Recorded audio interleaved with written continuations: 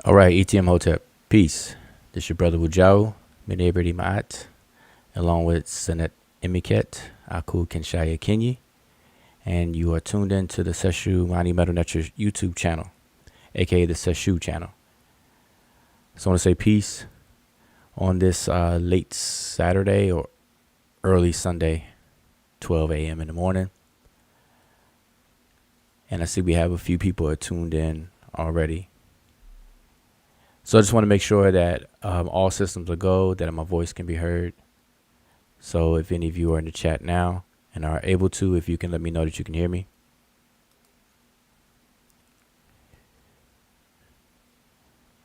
And so far it's been so good, so may not have to do this sound check every time.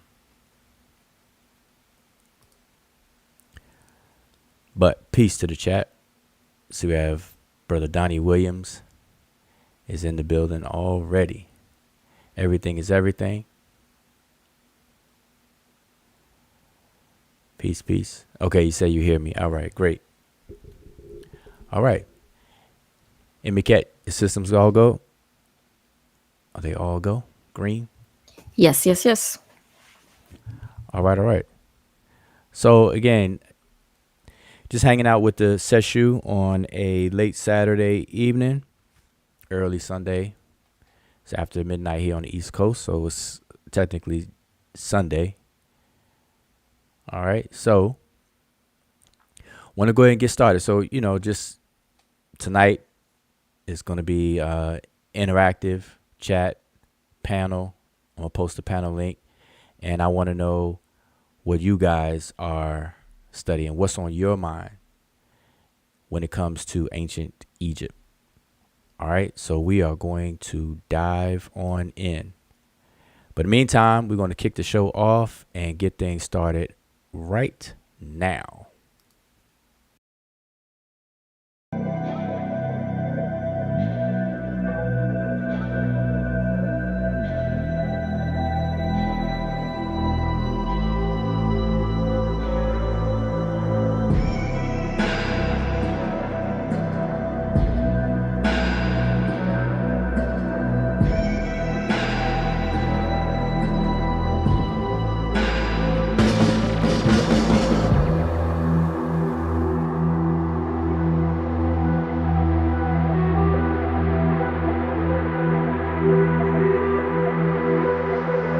And this is the irony of it all, and this is the trap.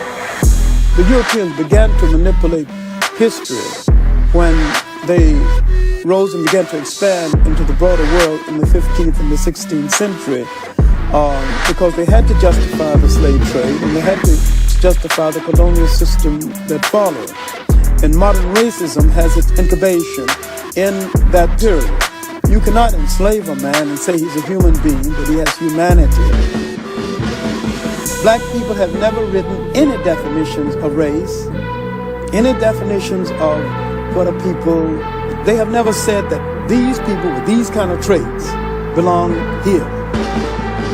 Because modern racism had its development in the pseudo-scientific development of intellectual Europe after the 15th century. And they began to say that certain kind of people belong to certain kind of race, and they created the concept of race and racism itself. You saying, in essence, that there's no such thing as a race?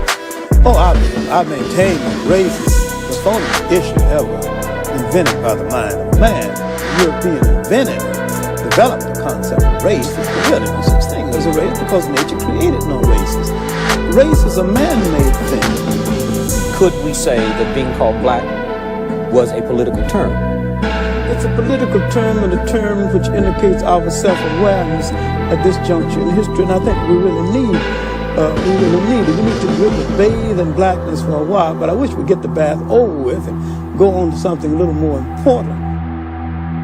We need to really bathe in blackness for a while, but I wish we'd get the bath over with and go on to something a little more important. Black in itself is not an ethnic term. Black tells you how you look, but it don't tell you who you are. We are essentially an African people. Wherever we live on this earth, we're essentially an African people. And we relate to the millions of African people throughout the world, including the uncounted millions of Africans in Asia. The word Afro-American or African-American would probably be more appropriate and more honest and more in keeping with what we actually are. Because all of us are not positively, physically, real jet black. And so the argument now sometimes is between the supernationalists and the mild nationalists and blacker than thou. When blackness is a state of mind, a state of attitude, a state of approach to things that can exist in almost any of us, including from the blonde black person to the jet black. And the jet black can be traitors, and they can be patriarchs, they can be a whole lot of the... See, we've been everything in history from saint to buffoon. We are complete people, and we need to start looking at ourselves as a complete people. And I think that once we convinced ourselves that we're black and beautiful, we'll stop saying it and just go ahead and be black and beautiful and release a whole lot of energy for more important things. Could you say that being called black was a political term? It's a political term and a term which indicates our self-awareness at this juncture in history, and I think we really need it. We need to really bathe in blackness for a while, but I wish we'd get the bath over with and go on to something a little more important.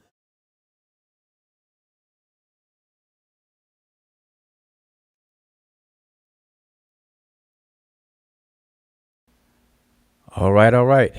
Peace. Again, this is your brother Wujao Menew Maat, and you are tuned into the Sesh channel. And for those who were here for that intro, that was Dr. John Henry Clark. And it was an interview that he did. I forget the year. I'll find out before we end the show that he did that interview. And I like to play that. I've been playing it for a while now, and I like to play that as an intro to kind of set the tone of my sentiments on a lot of these conversations that have been going on in the conflict community centered around black and blackness in relationship to the ancient Egyptians and ancient Egypt. So if you heard Dr. Clark, he said that he hopes the bath gets over with and we can move on to more important things.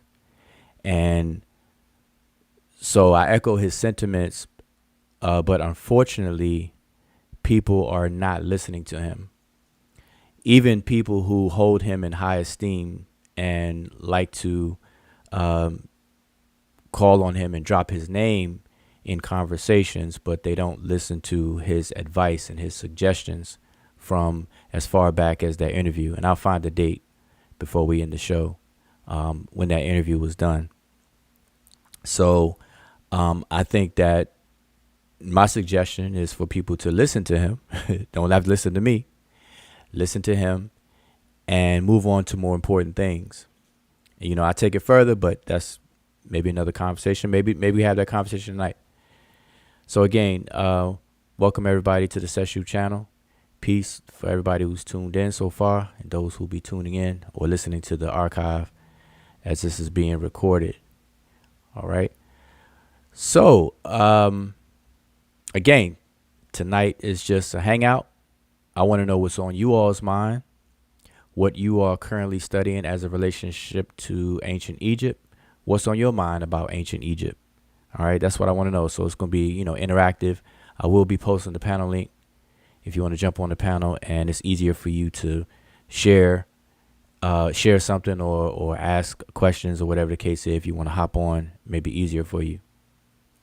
All right. But, well, before I kick things off, MEMET, do you have anything you want to share first come to your mind right now? Intro to the chat, greetings to the chat and everything. Oh, yeah, I would just like to say Hotepu. Welcome to everybody on the chat right now and later on. And also, I don't know, in regards to what people are up to, yeah, let us know what you're up to. I would say I am up to a lot of different things. I'm hoping to share at least one of those things that I've been currently busy with very soon. I won't say what it is, but yeah, I keep busy. So other than the classes, yeah, and some of my other studies and things like that, there's something that I've been working on that I would like to share with everybody soon. So I can't say unfortunately yet, but people in the class already know though. But that's it really. All right, all right.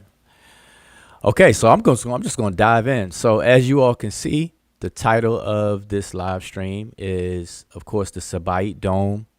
And for those who don't know, we created a series of videos under the name of the Sebaytdome. The word Sebayt is is an actual Egyptian word from the word Sabah or Seba. Some people say Seba, some people say Sabah. It is a word that deals with instructions, teaching, students, pupils, not pupils of your eyes, but pupils as in students, studies and things like that. And so the Sebaytdome is, a play off of the Thunderdome. I don't know if you all are familiar with the movie Mad Max Beyond the Thunderdome with Tina Turner and I can't believe I forgot the actor's name. I see his face in my head right now. Yeah, what's his name? The Australian guy, innit? Um, let me look it up. Wow. I can't believe I have struck a blank. And his face is right there in my mind. He played in a lot of movies. Mad Max Beyond the Thunderdome. But if you are familiar with the movie, not the Public Enemy, Welcome to the Terror Dome. But it's a playoff for both of those. Welcome to the Sebaytdome, but a playoff to Thunderdome, etc. But anyway, so it's a series where we deal with Mel Gibson. That's yes, pretty well, and he was in that Jesus, and also another warrior kind of thing. Yeah. yeah, Mel Gibson. There you go. Right. So yeah, so that's what we created, Sebaytdome, where we address issues that have been said and floating around in the conflict community and elsewhere, not just the conflict community, but elsewhere as well, dealing with ancient Egypt, things that we know we could share, we could correct, and, any misinformation about that. So tonight we're just hanging out under that umbrella of the Sebaytdome. But I'm going to just jump straight on in. So as you can see, the title is the Sebaytdome MEMET. All right. So I want to make an announcement. All right. So you guys are going to be the first to ever hear this. All right. I'm introducing it to you all first, that I've made a discovery.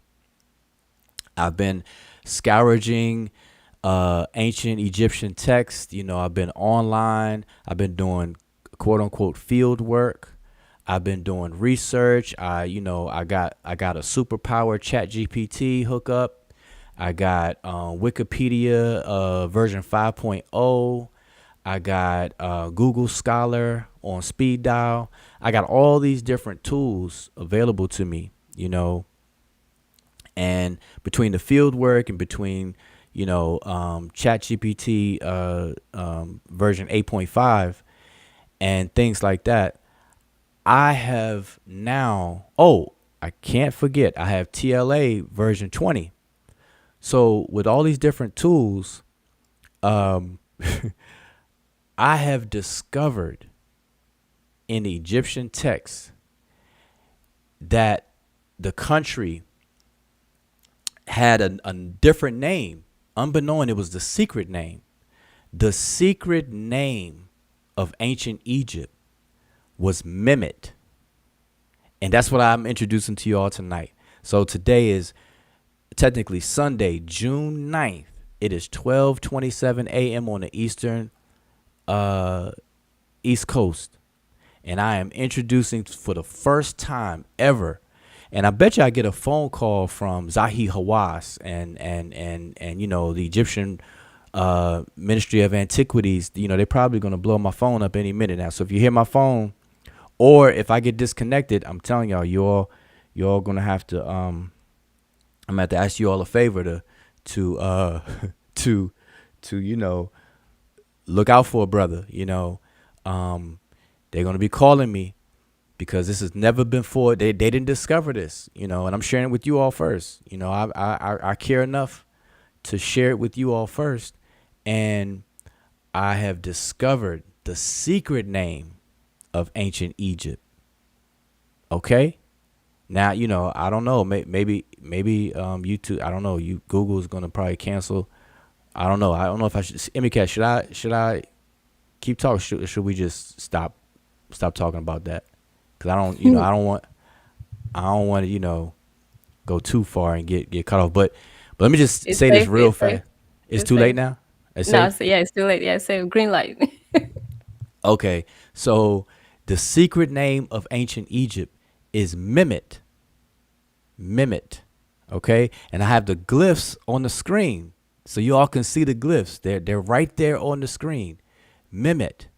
All right. And I'm gonna give some primary sources for this in a few minutes. Okay, I'm gonna give don't worry, because I know some of you on the chat, you like, oh, come on with y'all, where's a source? Source up or shut up. I know some of you all are saying that, all right. So I especially Jehudi Ma'at right now is typing. He's probably laughing at the same time. He's like, come on with y'all, source up or shut up. You got an expert for that. We got to go to the experts. But check this out. I'm the first to discover it. So I'm going to be the expert on this. People are going to have to come to me. Okay. So let me just tell y'all before, we get cut off. So the secret name of Egypt, ancient Egypt, that is MEMET. Okay. So the glyphs are on the screen. You see the owl, which is, G17, which is Gardner codes, G17, X1 for the bread loaf. And then the 049, which is the circle with the X in it. Everybody's familiar with those glyphs. And then you have the people, Medew. Okay, you see the word below it. It's Medew. All right, Medew is for the people, and MEMET.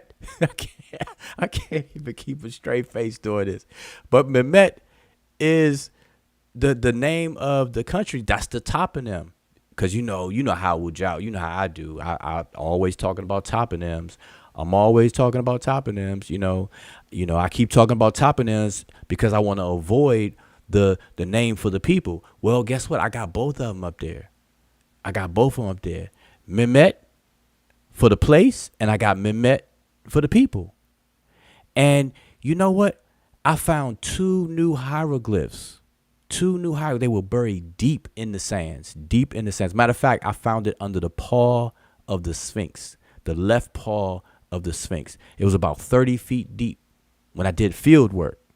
All right. When I did field work, that I found it. It's on an obscure wall, but it's perfectly preserved. So you have the original colorations on there. So you see the man and the woman glyph on the screen. And you have the 3 strokes right there. Okay, so that's for the people. And it's without a doubt what these people were and everything like that. As you can see. You can see it for yourself. All right, there it is. You have MEMET for the place and you have MEMET for the people. See?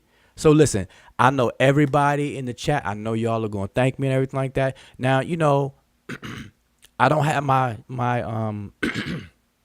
my Cash App thing up there or anything, so I'm okay. This is a big discovery. And I know right now you all want to donate right now. I know you all want to Cash App me right now because I'm getting hit up right now. People like, where's your Cash App? I'm trying to, help you out, man. That's some good work. Oh man. Right now. But, I'm okay. It's okay. Super chat is not even on. Monetization of this video is not on. The Cash App handle is not being shown, everything. But I appreciate everybody's concern and joy right now. I know you all are excited for this information and everything like that. So, I just want to drop it on you all first. But as you can see on the screen right there it is. You have MEMET as the place and MEMET as the people. Okay, so there you have it. So I want to know what you all think about that discovery. You know what I mean? I want y'all to tell me what you think. So Emmy Cat, what do you think? Cause Emmy Cat, I kept it from you too. So you hearing it for the first time. So what are your thoughts on it? What's your thoughts on this? I don't know. Like I don't know if I don't know if I'm supposed to be mad or I'm just supposed to be excited. I'm feeling a whole lot of things at the same time, so it's kind of weird. But that's very interesting. So I know we didn't have freestyle yesterday, so maybe I'll just try to freestyle a little bit. You let me know because this is something that you just hit me with as well. You have the toponym, like you said, and you have the demonym. So I guess this covers for everybody. I think everybody will be happy with this. I'm happy with this because what we do want is a toponym, and a demonym. So to me that covers it. But let me see. So if we start with the toponym, would that be could we say that is the well, how can we let me see the land of the delicious brown black people? Oh man, you hit it right on the nose the first time. The land of the delicious brown people. Oh man, Emmy Cat, listen, everybody in chat, give Okay. Emmy Cat a hand. The land of the Yeah. delicious brown people. But I don't know about brown. I don't know if you want to say brown. It's black. So it's the Brownish land. black of the black people. Okay, yeah. Okay, so You that's can't say brown. You got to say okay. black. So Okay, that's the okay. only correction Oh, dang. I would say. I was hoping I would pass through. So the land of the delicious black people, Yes. and then the delicious black people for the demon. I think There how's you that work? there you go. The delicious black people. That's the second word. Oh, y'all can see my cursor. There it is. Look at my cursor on the screen. There it is right there. So we have delicious black people. That's the meaning of this. Delicious black people. And this one right here is the land of the delicious black people, or the country of the delicious black people. Y'all see how that works? Boy, I tell you, MK, that was excellent. That was excellent. That was excellent right there. But Yeah, the classifier kind of, the classifiers for the people, it did help me a lot, like that's key. That's that. And I've been paying attention to what you've been teaching, classifiers. yep, the classifiers are important. You're absolutely right. Now check out the female glyph here. It's definitely talking about black because it has a wig on. It has a wig on, and who wears wigs like that today? But black people, right? So of course these are the glyphs for delicious black people, and the first one is the country of delicious black people. So Emika, I gotta give you a hand on that. So hopefully everybody in the chat really appreciates that, and I'm sure you all got it too. So and as a matter of fact, this first one right here, it can technically be called Chocolate City. How about that? That's the Oh, glyphs for yeah. Chocolate City. Chocolate City right there. Chocolate City. Or Chocolate Country. Chocolate City. Chocolate Country. Okay, there it is. Boy, man, there it is. And in this specific spot that I made this discovery, it was actually it was in a tomb. It was in a tomb of a very important. He wasn't a king, but he was in the next one down. He was a vizier, a visor. The next, like the right hand man of the king, and I want the chat. I want y'all to guess what his name is, because this is a picture. See, the one on the left. This is a picture. I took a picture of the tomb, as best I could. And so this is the image inside the tomb of this particular person that's under the paw of the Sphinx. And there was a bunch of text on there, and I'm currently working translating that, and I'll update you guys on that. But this is a picture of the person. But guess what his name is? Guess what his name is? I want anybody in the chat just to get, not you, Emmy Cat, because you already on point with the with the toponym and the other thing. Okay. But who in the chat can guess the name?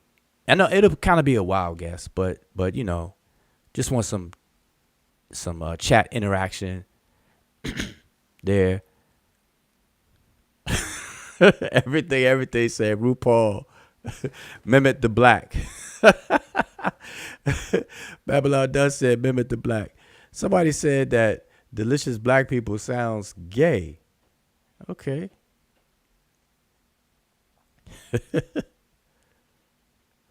All four says childish clown. Okay.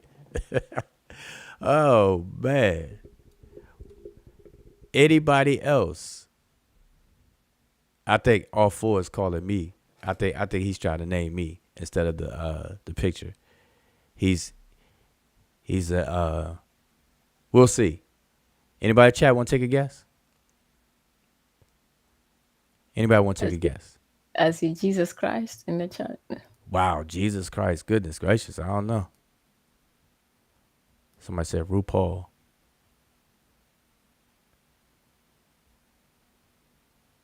Okay, let me I'm gonna see if I can spell it out. Let me see if I could do that. Let me see if I could spell it in the glyphs and put the glyphs up. Let me see if I could do that real quick. I think I'll be able to do that for y'all very, very quick. Let's see. Can I do it? Let's see how fast I can do that. I'm gonna show you his name in the glyphs. All right, I'm gonna show you his name in the glyphs. Y'all bear with me. You all bear with me here. This is his name in the glyphs. All right, so that you all will know. This is his name in the glyphs right here. So I'm gonna put on the screen real big for you. Really big. Here we go. Oh, that's way small, but here it is right there. There it is. Who can guess what it is? Besides MEMET, besides Wow. MEMET. I wouldn't have guessed that, but dang, okay. Besides MEMET. That's the name of the figure. Who in the chat can guess the name? That's his name. That is his name. Let's see all the Medew Netcher scholars that we have in the chat. Someone transliterate his name. I think Jehudi, I got it. Tell me. If anyone but okay, nah, you got it. So Look, this is him. You know, that's him, and that's his name. Anybody want to take a stab at it? oh yeah, we got it. There it is. Asar M. Ka. Man, listen, boy. Asar M. Ka is the man. That's his name. Hershey. Hershey. That's his name. Hershey. Yes, there you go. Hershey. That's his name right there. So, and he looks like a Hershey, doesn't he? Like a Hershey. A Hershey. All right. Hershey. Hershey the Black. Hershey Mem. Not Kim, but Mem. Hershey Mem. Hershey the delicious black. Remember, Mem means delicious black. Everybody focused on Kim. See, everybody focused on the wrong thing. Everybody focused on Kim. They forgot Mem. Mem is the delicious black. Not just black, but delicious black. So we have Hershey the delicious black. That's his full name. Hershey.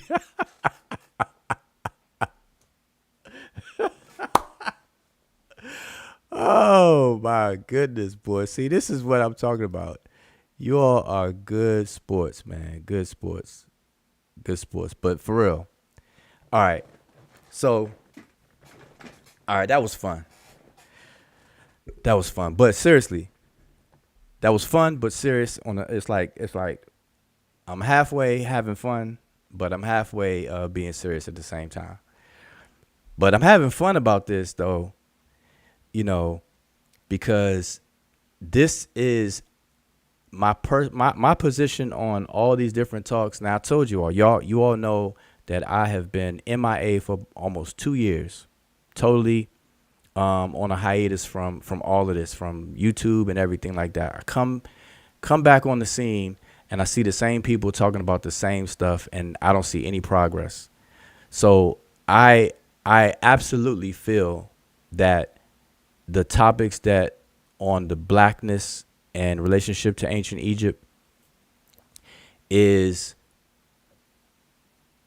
but I think it's really silly. I really do. And so silly that people can do things like this right here. I mean, you might as well, I should say, do this and talk about this, because this is the equivalent of how I see people talk about the topic that they're talking about when it comes to black and Egypt and everything like that. You might as well do something like this. Like I guarantee you, if I wasn't, if this wasn't an on the spot thing, trust me, when like 2 minutes before I hit go live, I put this, like 5 minutes before I went live, I put this picture up with the glyphs. So if I put time into this, I could make a compelling case about all of this right here. I mean, outside the guy with the suit, I probably couldn't pass. Well, I don't know the way people believe anything these days. I probably would be able to convince somebody that somebody had a suit like that in ancient Egypt. I don't know. I mean, it's sad, but I really don't know. So I don't know. So I probably would be able to get it off. But anyway, if I put effort into that, I could make a compelling case with MEMET and Medew and the Memites. I could really do that. And Mem, it stands for Eminem. So if y'all didn't get it, if y'all didn't catch on, that's probably why some of y'all were laughing immediately. It's like as soon as you saw the picture, I bet you Jehudi Ma'at got it immediately. But y'all know this is an Eminem. And so it's an Eminem, it's the city of M&Ms. So, or the country of M&Ms. I'm surprised nobody even said that in the chat, because you got the owl stands for the M and the M. So it's an M&M. And really what made me do this though is I did a Facebook post. So if any of y'all are friends or follow me on Facebook, you would have seen my post tonight where I said that if left up to the blackologists, every M&M that has ever been made in the past would be considered black by the blackologists. And I posted this picture you see on the left hand side. So that's what motivated me to do this right here. But that's how I view the conversations that are going on, because it is pure entertainment. It doesn't have any value to it. And I know obviously people are going to disagree with me, because especially the people who are knee deep in the conversation. So that's a given. So I'm not trying to convince people that it's a silly topic. I'm no longer doing that. Like, people want to have at it. Whatever floats your boat, let that bad boy float. Let that bad boy float. Don't let it sink. Don't let your boat be the Titanic. Whatever floats your boat. But this sentiment is spinning off the intro that we just played, Dr. John Henry Clarke. If y'all were here for the intro that I played, and I'll play it when we finish, I'll play it again. And if you stick around, I want you to hear it if you never heard it. Okay, Dr. John Henry Clarke has some very good advice for people that I don't think I know people are not adhering to. But they hold him in high esteem, but they don't want to take his advice. Okay, and the gist of his advice is that, be proud of who you are, bathe in blackness, because that's what was needed to be proud. But then he said he hopes the bath gets over with, the bathing gets over with, and people move on to more important things. And And that interview and when he said that was a while ago. And so that should have been the springboard to jump off or the foundation to build off of and to move forward. But it hasn't happened. And so that's how I see it. So anyway, I just wanted to poke fun at this as I see it. And like I said, people are not going to agree with me, and I understand that. All right. So if you disagree, feeling that it's silly and stuff like that, I really do. I think it's retarded. Retarded being, meaning slow. It's slow. There's no progress in that. It's crazy to me. All right. It's real crazy to me. And just to kind of reinforce it, I'm going to share my screen. Let me see if I have it still pulled up somewhere. Because a lot of people show this, but I don't think people really understand the implications of this. Okay, yeah, here it is. All right, I'm going to share something with you all right now. And then we can have some interaction. I'm going to post the panel link, and I'm going to look back at the chat. Okay, I want to share this with y'all real quick.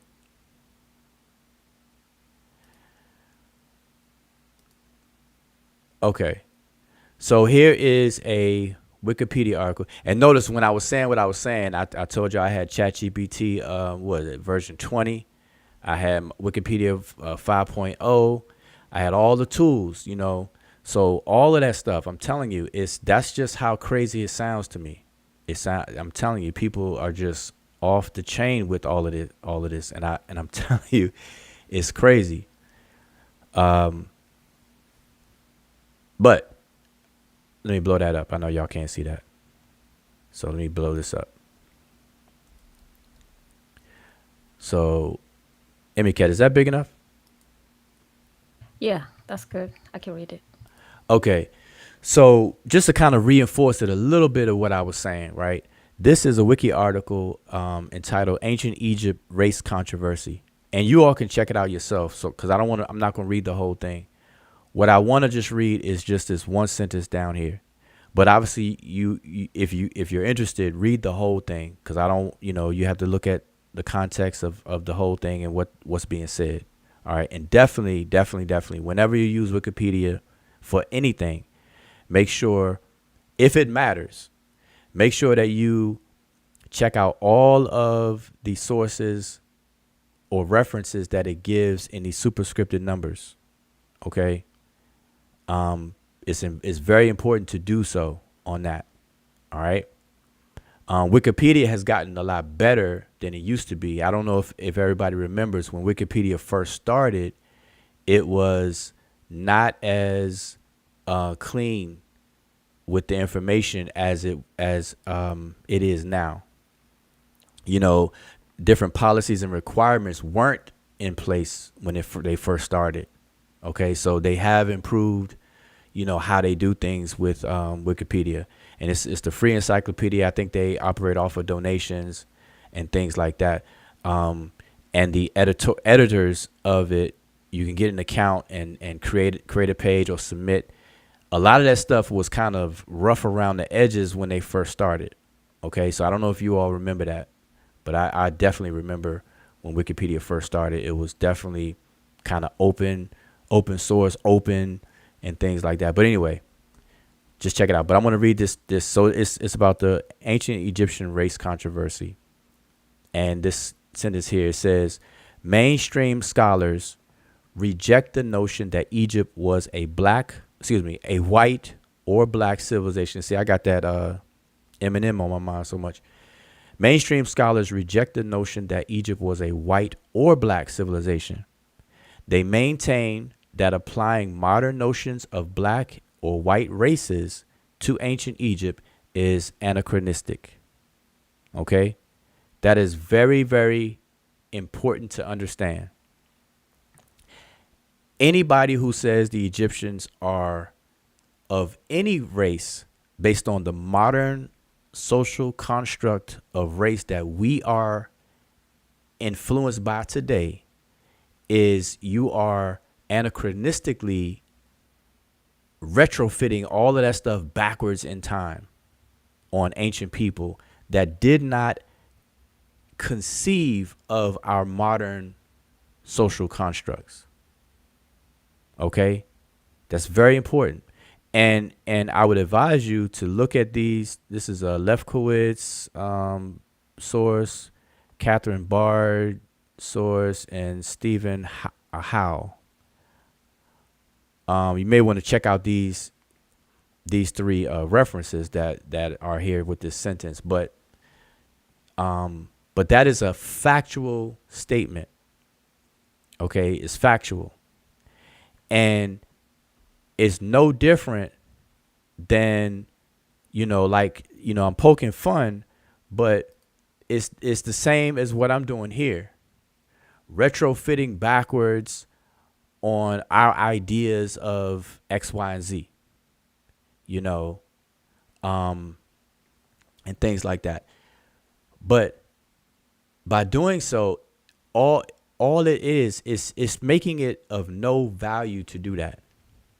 The ancient Egyptians were the ancient Egyptians. Race is not an identity. Everyone should know that. If you don't know that, I hope you do whatever you need to do to come to that understanding.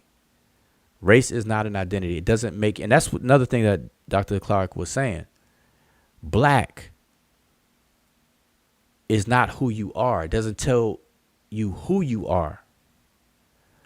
And if you study, and this is what I encourage everyone to study the social construct of race, the modern social construct of race. Study it, look it up, get go to Amazon. The books are cheap. Get a few books on the social construct of race, how it came about, what does it mean, how it evolved over this period of time, since the 16th century till now. Who hijacked that? Because remember, and you have to know what a social construct is in and of itself. What is a social construct? Because I'm sure you all heard social constructs, the term. Find out what all that stuff is. Okay? A social construct. I can tell you, a social construct is pretty much straightforward with the name of it, a social construct. So it is a psychological, mental, or ideological construct that emerges out of society. Okay? It is something that is over time agreed to and accepted without being said, like a tacit situation, a tacit agreement. That's what social constructs are. They emerge out of society, seemingly organically, naturally. And so the modern social construct, this particular construct of race that we have here, was definitely, pushed forward by imperial colonialism, racism, and the justification of the treatment of people who were other than the ones who were doing it, non-Europeans, to justify the treatment of people. Now, here's what was crazy and detrimental about this modern social construct of race, because every society has a hierarchy. Okay, you can look on a continent.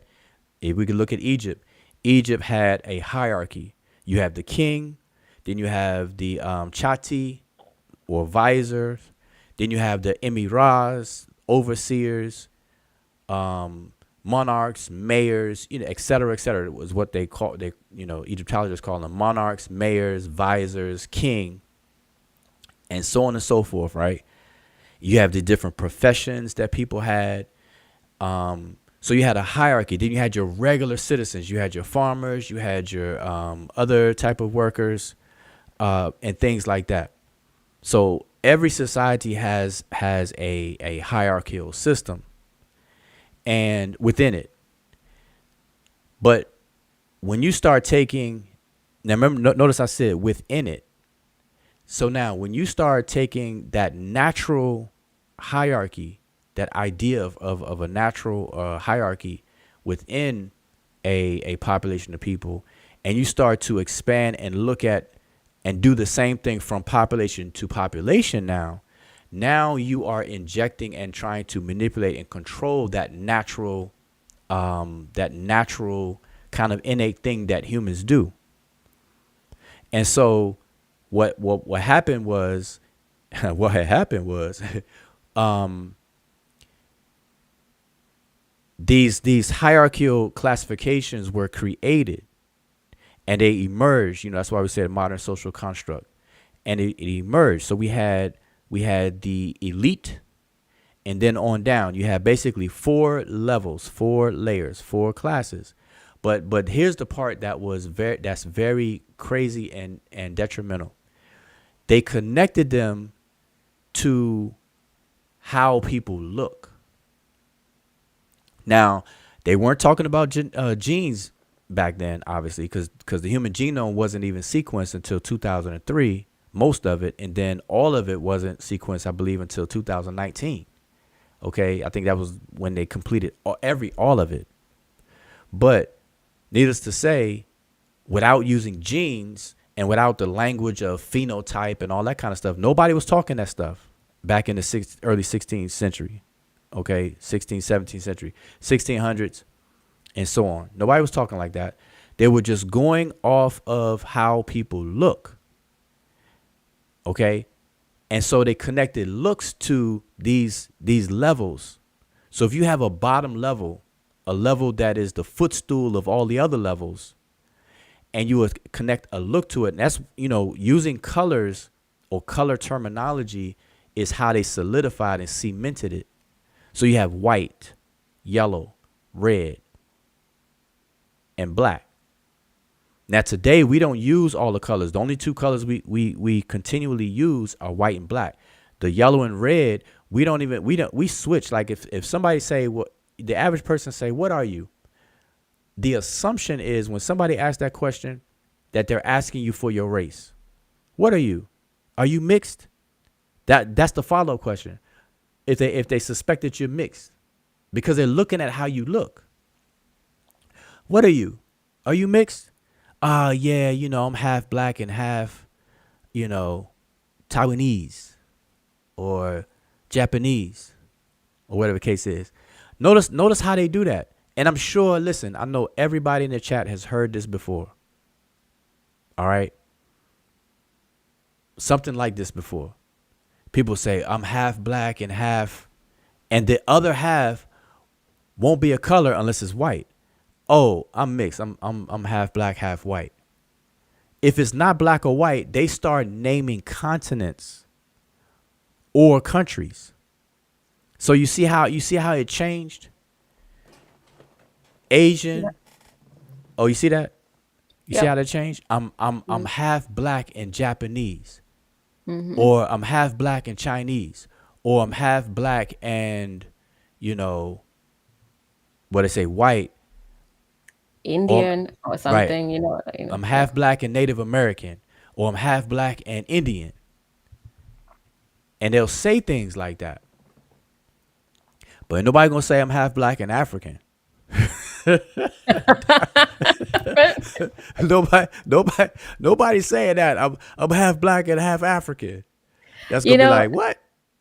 And that's precisely what it is that we, when in the intro when Dr. Clark was talking about black doesn't tell you anything about who you are, because what you mean black? Are you like Portuguese black? Are you Brazilian black? Are you Nigerian black? Are you Jamaican black? Like, it doesn't tell you anything. It just leaves you confused. Like, nothing really. It doesn't tell you anything at all about the person, other than you should consider their skin color to be a certain some or part of what they're talking about has something to do with the skin color, and that's just crazy.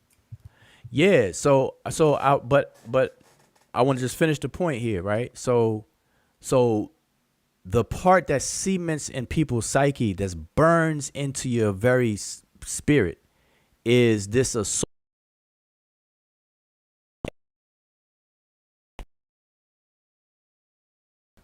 colors with which. Oh, we lost you Uh, for a second. oh, okay. Can Maybe you hear it was me? just me. Yeah, I can hear you, but just say what you said 1 sec. Oh, a Okay, minute ago. real quick. Can y'all in the chat? Can y'all still hear me? I don't want to have any issues here. And I see the chat. You know, I'm kind of not paying. Let me actually. I'm gonna get the panel link ready. But can y'all still hear me? Yeah, it could have been my connection, so let's just confirm. Oh. Yep. Just want to check with anybody in chat. Okay, Zane said, yeah, go ahead. Okay. So here's the point. The point is, and I listen, like the joke, the joke is aside. I should probably change the picture because I don't want you all to think I'm joking anymore. So let me just go ahead and change my picture up. Cause I gotta do that, boy. Man, I have to say what I'm not saying. I gotta tell people when I'm joking, when I'm not joking. Anyway, so I want to make sure you all understand that I'm not joking. The whole time, the whole first 15 minutes, that was definitely joke with MEMET and everything like that. But it's what they say. It's truth in jest, though. Just take it like that. It's truth in jest. But anyway, as I was saying, you have this hierarchical class system that stretch beyond the confines of within a group of people. Because like I said, within a group of people, all populations around the world, there's an inherited like hierarchical system, of layers of different classes of people that do different things or whatever. That's how it's viewed, roughly. And then it broadens from people to people. Now, mind you, every group of people feels that their group is the best group. That's just inherent in ethnology, in ethnicities. Like when you form a group and you become aware of this group self, not individual self, but when you start seeing yourself as a member of other people, and you all and this sense of a collective self emerges out of there, that process also develops a sense of us versus all, not versus, but us as opposed to everybody else. And of course, you're gonna view the collective self as the best. Because why? Because in your mind, in everybody's mind, you have to justify why are you a member of this collective self and not another collective self. So we do that by proclaiming our collective self as the best, because I made the choice and I'm in the best. That's just hands down. Okay, so y'all got that. But when you take that to a different level, which took place in the 16th century, you start developing this global hierarchical system to justify transatlantic slave trade, to justify the mistreatment of other human beings. Then it changed the game. So back to what I was saying was this class system, these levels of classes, they attach color terminology to them, which implied looks. Now today we would say phenotype. Like that's the kind of words we use today. Phenotype, like we have, a certain collection of phenotypes.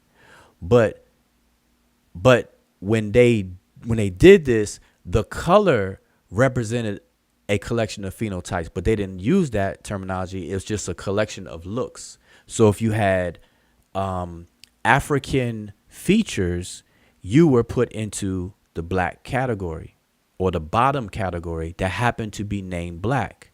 So it corresponds to that. That's why, remember, early on in the intelligent community, the European intelligent community or scholarly community, they viewed Africa, sub-Saharan Africa, as black Africa, and it was uncivilized. People were barely human These are the views of very influential people in those days. And so these color terms cemented and associated the looks with the class, with the level. Okay? And we just have to understand that's how this all came about. We know that nobody was saying black, or people were not saying black. They were using the Latin version of it by saying negro and ninja. I just don't want to say the word because I don't know if Google and YouTube is going to do something to the video. But everyone knows that it was colored, Negro, and all those variations for that bottom class. And we know that the word negro translates into English as black. Okay? So that's pretty much what it is. But the thing was, what I just read from the Wikipedia article is that all of that, whether people are saying, if you apply any of that to ancient people, it's anachronistic. And if it's anachronistic, it has no value. It has no value. The only value it has is in a modern. It's like, what do you think? Like it's really just for chit chat. It's like a beauty salon, barbershop type of conversation that you will have. Well, if these people from 20,000 years ago was alive today, which racial category would you put them in? That's all it boils down to. And whatever answer you give, it just stops right there. There's no value. Like whatever answer you give, that's your answer. If people wanna say the ancient Egyptians would be considered black if they were alive today, fine. They say it, then what? Put a period on it. It doesn't say anything else other than that. Because here's the thing, here's why. The ancient Egyptians are by default already African. They're already African. Why? Because Egypt itself is on the continent of Africa. So going the extra mile of applying an anachronistic, concept on them is really just for a conversation piece. It doesn't have any meaning outside of whatever that conversation is or was. That's it. And I'm telling you, if you go to our archives on our videos, I think we did about 4 videos on the silliness of all of these conversations. There's a video called there's actual thumbnail with Dr. John Henry Clark on it in our archive before, taking a 2-year hiatus. It's probably one of the, latest videos we did prior to that. And I think it said something about Get Over Black. I think that's the title of it, Get Over Black. And that didn't come from me. It came from Dr. Clark. But we did a whole video. So anyway, just want to tell y'all that. And that's how, we opened up with the MEMET. So for those who just tuned in and you missed it, I just dropped the bomb on everybody. I was telling everybody I discovered the secret name of ancient Egypt.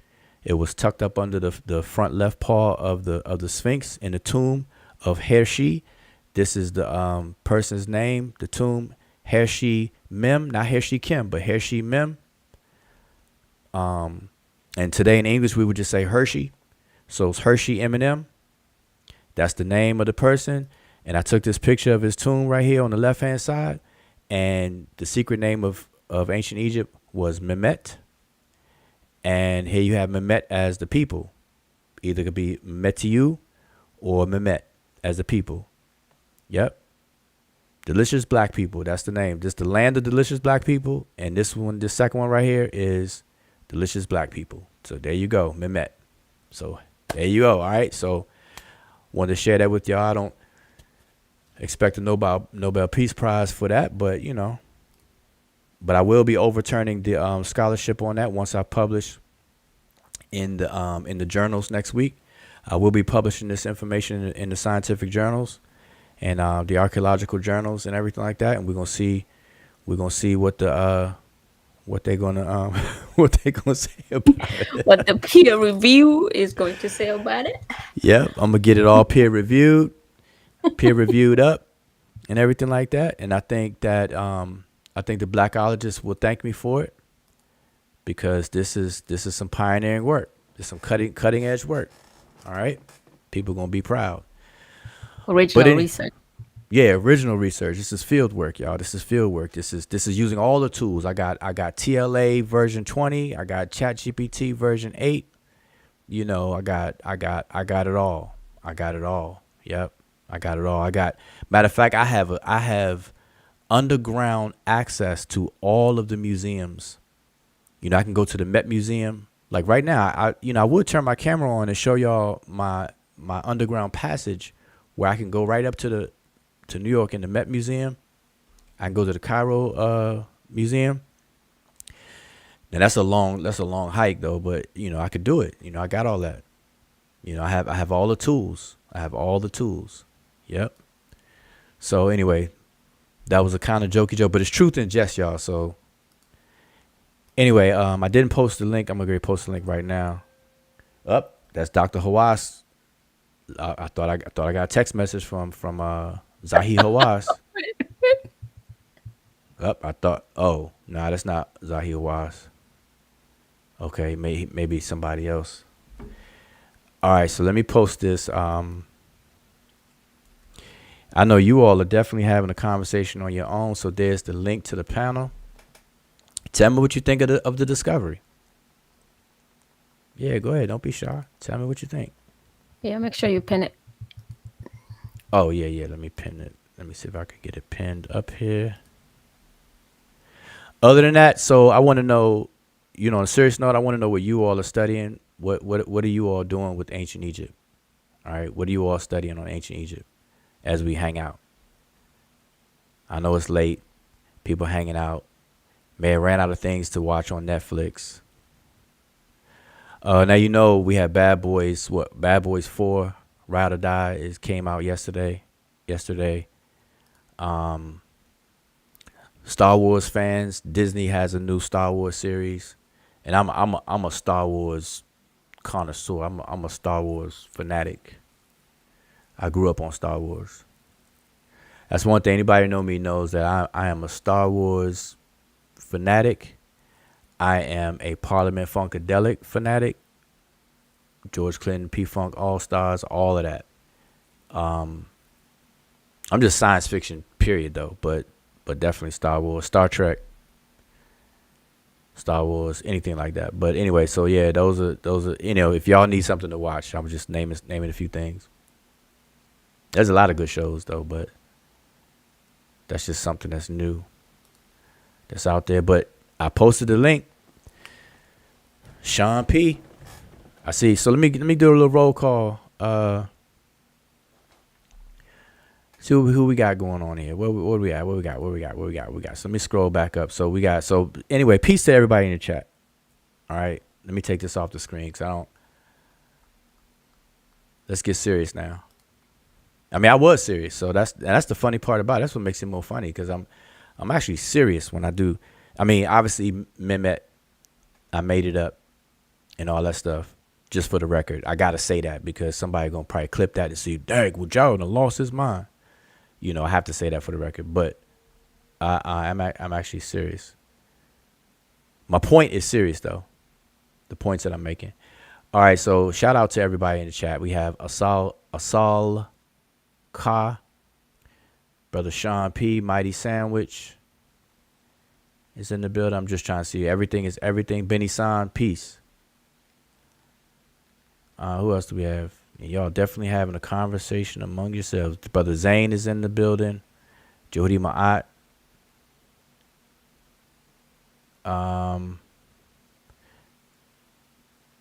Now, I put up the link. I have put up the link. You know, Well, Does I that ain't mean gonna. that nobody is discussing ancient Egypt, or is the actual? Let me ask the chat. The y'all actually studying anything to do with ancient Egypt? Because Now they or here do for the y'all entertainment. just run and start chatting about ancient Egypt when it fits like because the chat be busy, but I'm Yeah, that's the what we chat's thought like going 90 miles an hour right now, and I'm not seeing anything about Egypt. I'm seeing people arguing. Sister okay, Safa is in the building. Peace to the sister Safa. okay. Um,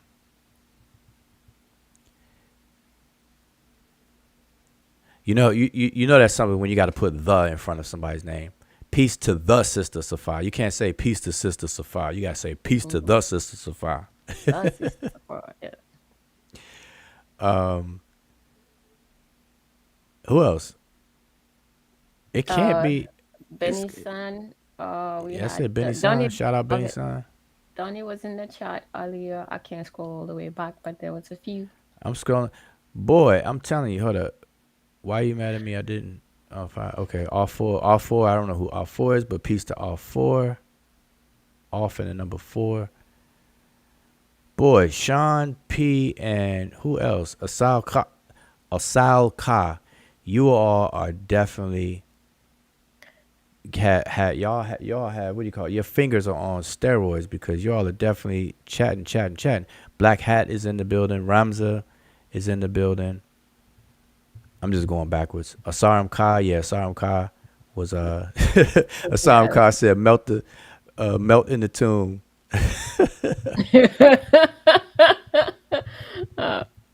Oh, and then Hershey is that his pronouns? Wow, Hershey. Hot Oka, all right, is in the building or was in the Chocolate drop. building. Chocolate Shop Oh, Gary Hart is in the building. So listen, if you have tuned in now, I posted the link. It's just an open forum. And basically, I want to know, what is it about Egypt that you're studying or focused on right now? You want to get on the panel and share, or questions. If you have questions on anything that you're dealing with Egypt, ancient Egypt, that is. Anything you're studying about ancient Egypt, what are you focused on about ancient Egypt? Share it.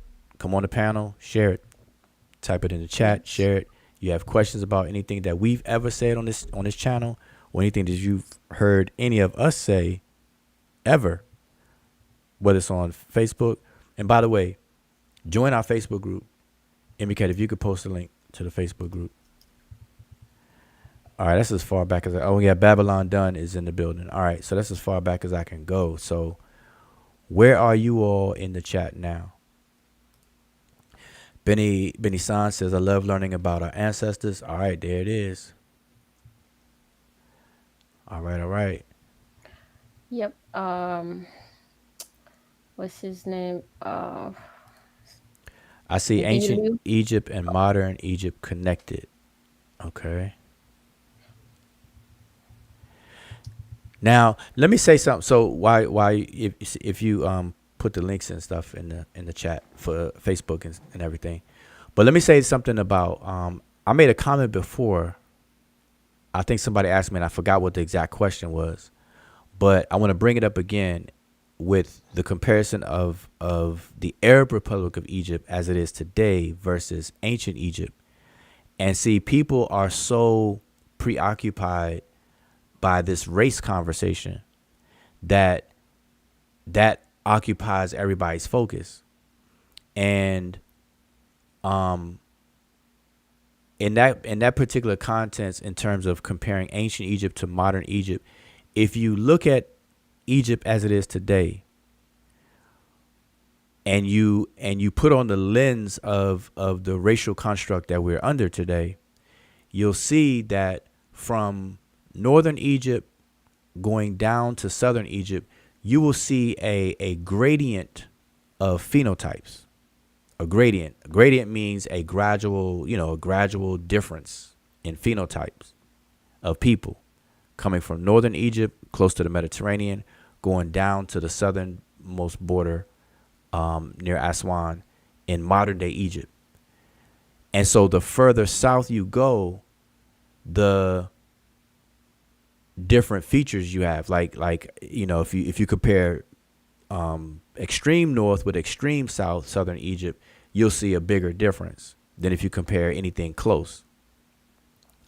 And so it's interesting because in ancient times, that same gradient ratio. Now, I'm not saying that it's the same people or not. I'm not entertaining that. But the ratio of a gradient would have also had to exist in ancient times based on the actual environment, climate, and then also the gateway for people to enter the valley. Because remember, even ancient Egyptians wrote about how foreigners entered into their territory. And the main entry points was north of them, northeast, Iabit to them, and the south. That's where the main entryways.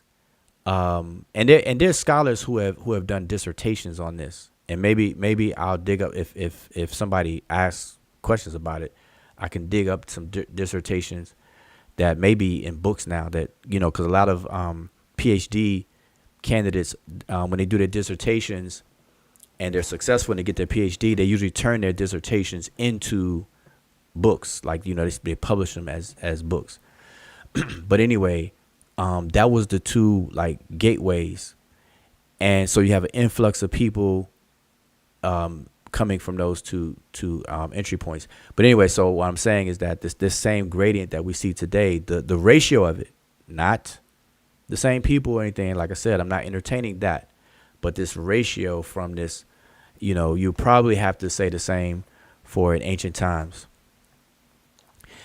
And I just don't, for the life of me, understand why people are not simply satisfied with the very obvious fact that Egypt is a product of the continent of Africa. Ancient Egypt was also obviously on the continent of Africa. The ancient Egyptians themselves are African or were African. And I don't understand why that's not enough today in at least 2024.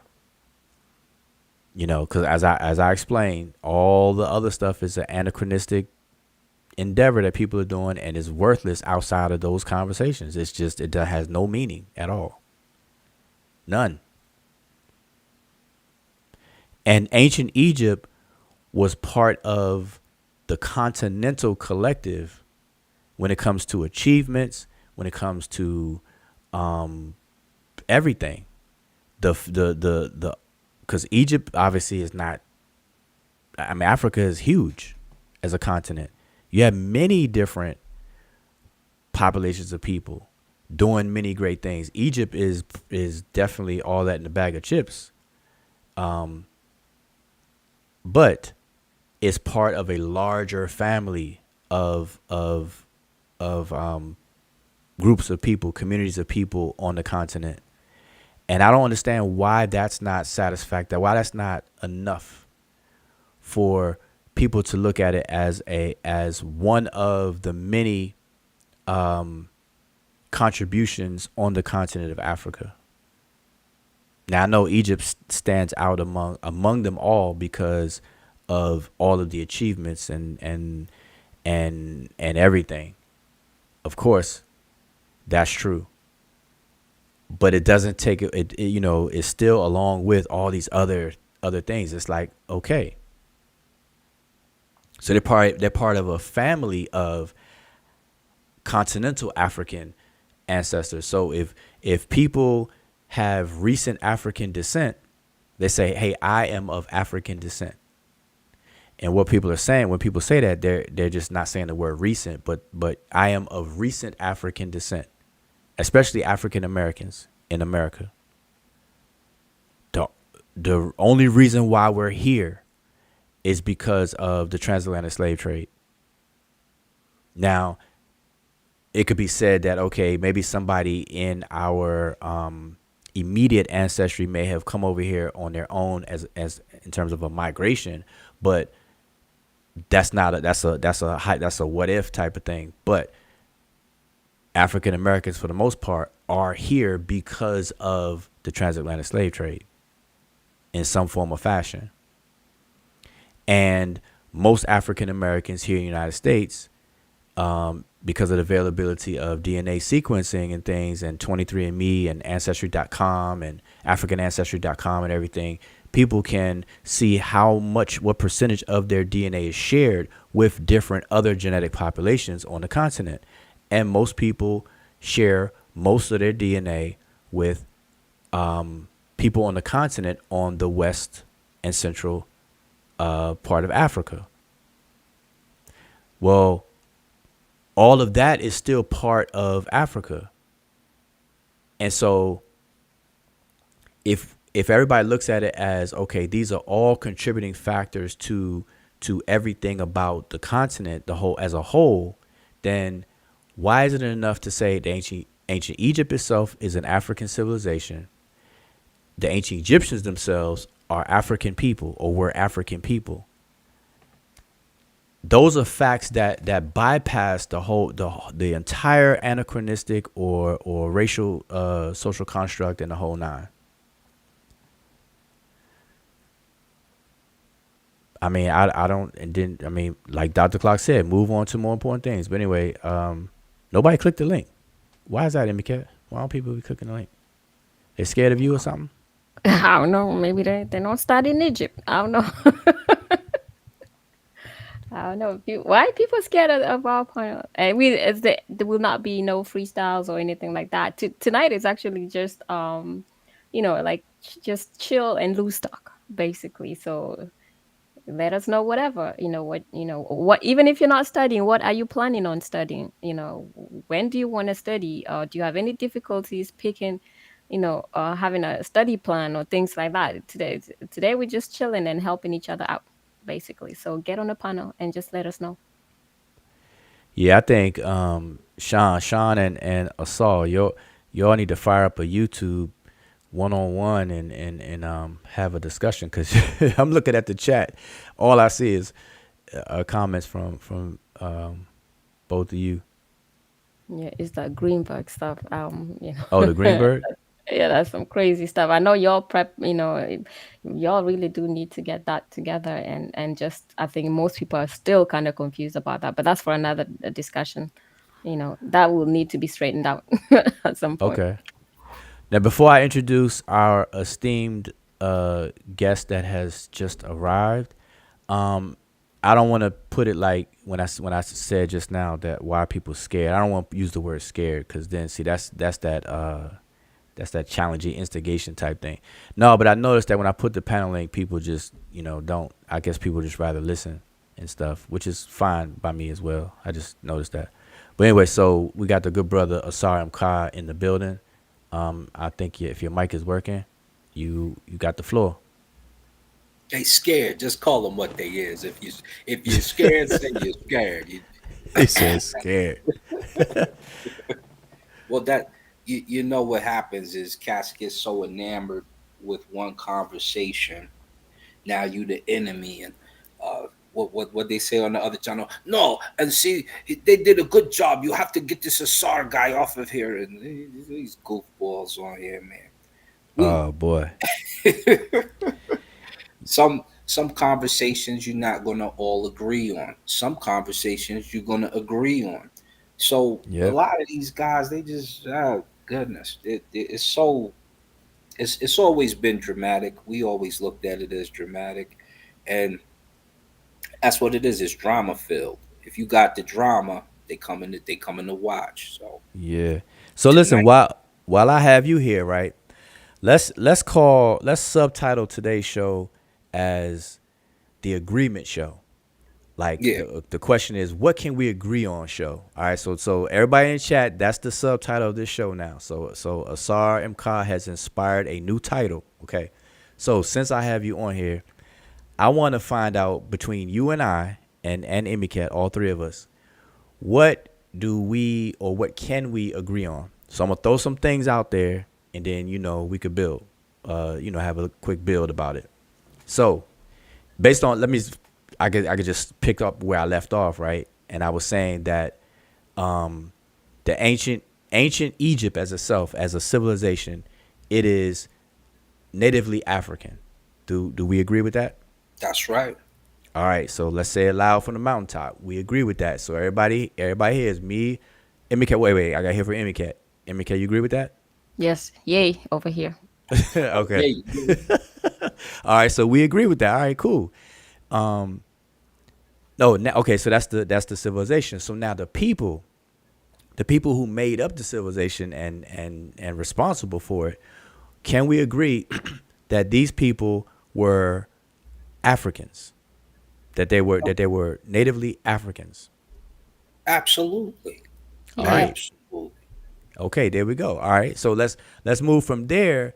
And can we also, even though we say that they're African, but can we agree to acknowledge that throughout its history, there have been people that have come in and maybe married in, intermingled in, or through capture and war, or whatever the case is, and started to become a small segment, or at least segments of the population, and in turn, they themselves became Egyptian as well. Can we agree with that? Yeah. Yes. Oh, All right. yeah. All right, so and Kimmy K, you get all right. So see everybody, we're off to a good start. So They forget, and I got like my particular critique on it. I'm doing a show called Ethnicity in Ancient Egypt. So most of the people, you already seen me pull out the Stela, where they got the Nahesi first, the Remet second, the Chemahu, and the other culture that's on there. I can't remember. the Amu. Yeah, the Amu. So they're on there.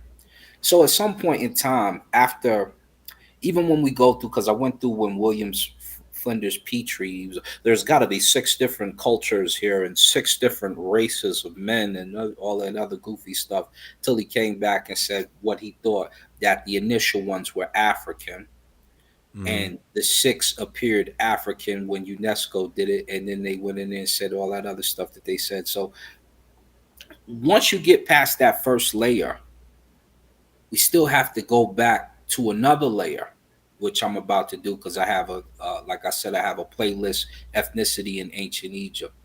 So one of the things we're going to have to do is look at the Tibu, who are still African based, but are the culture that they find there, UNESCO, when they do the excavation.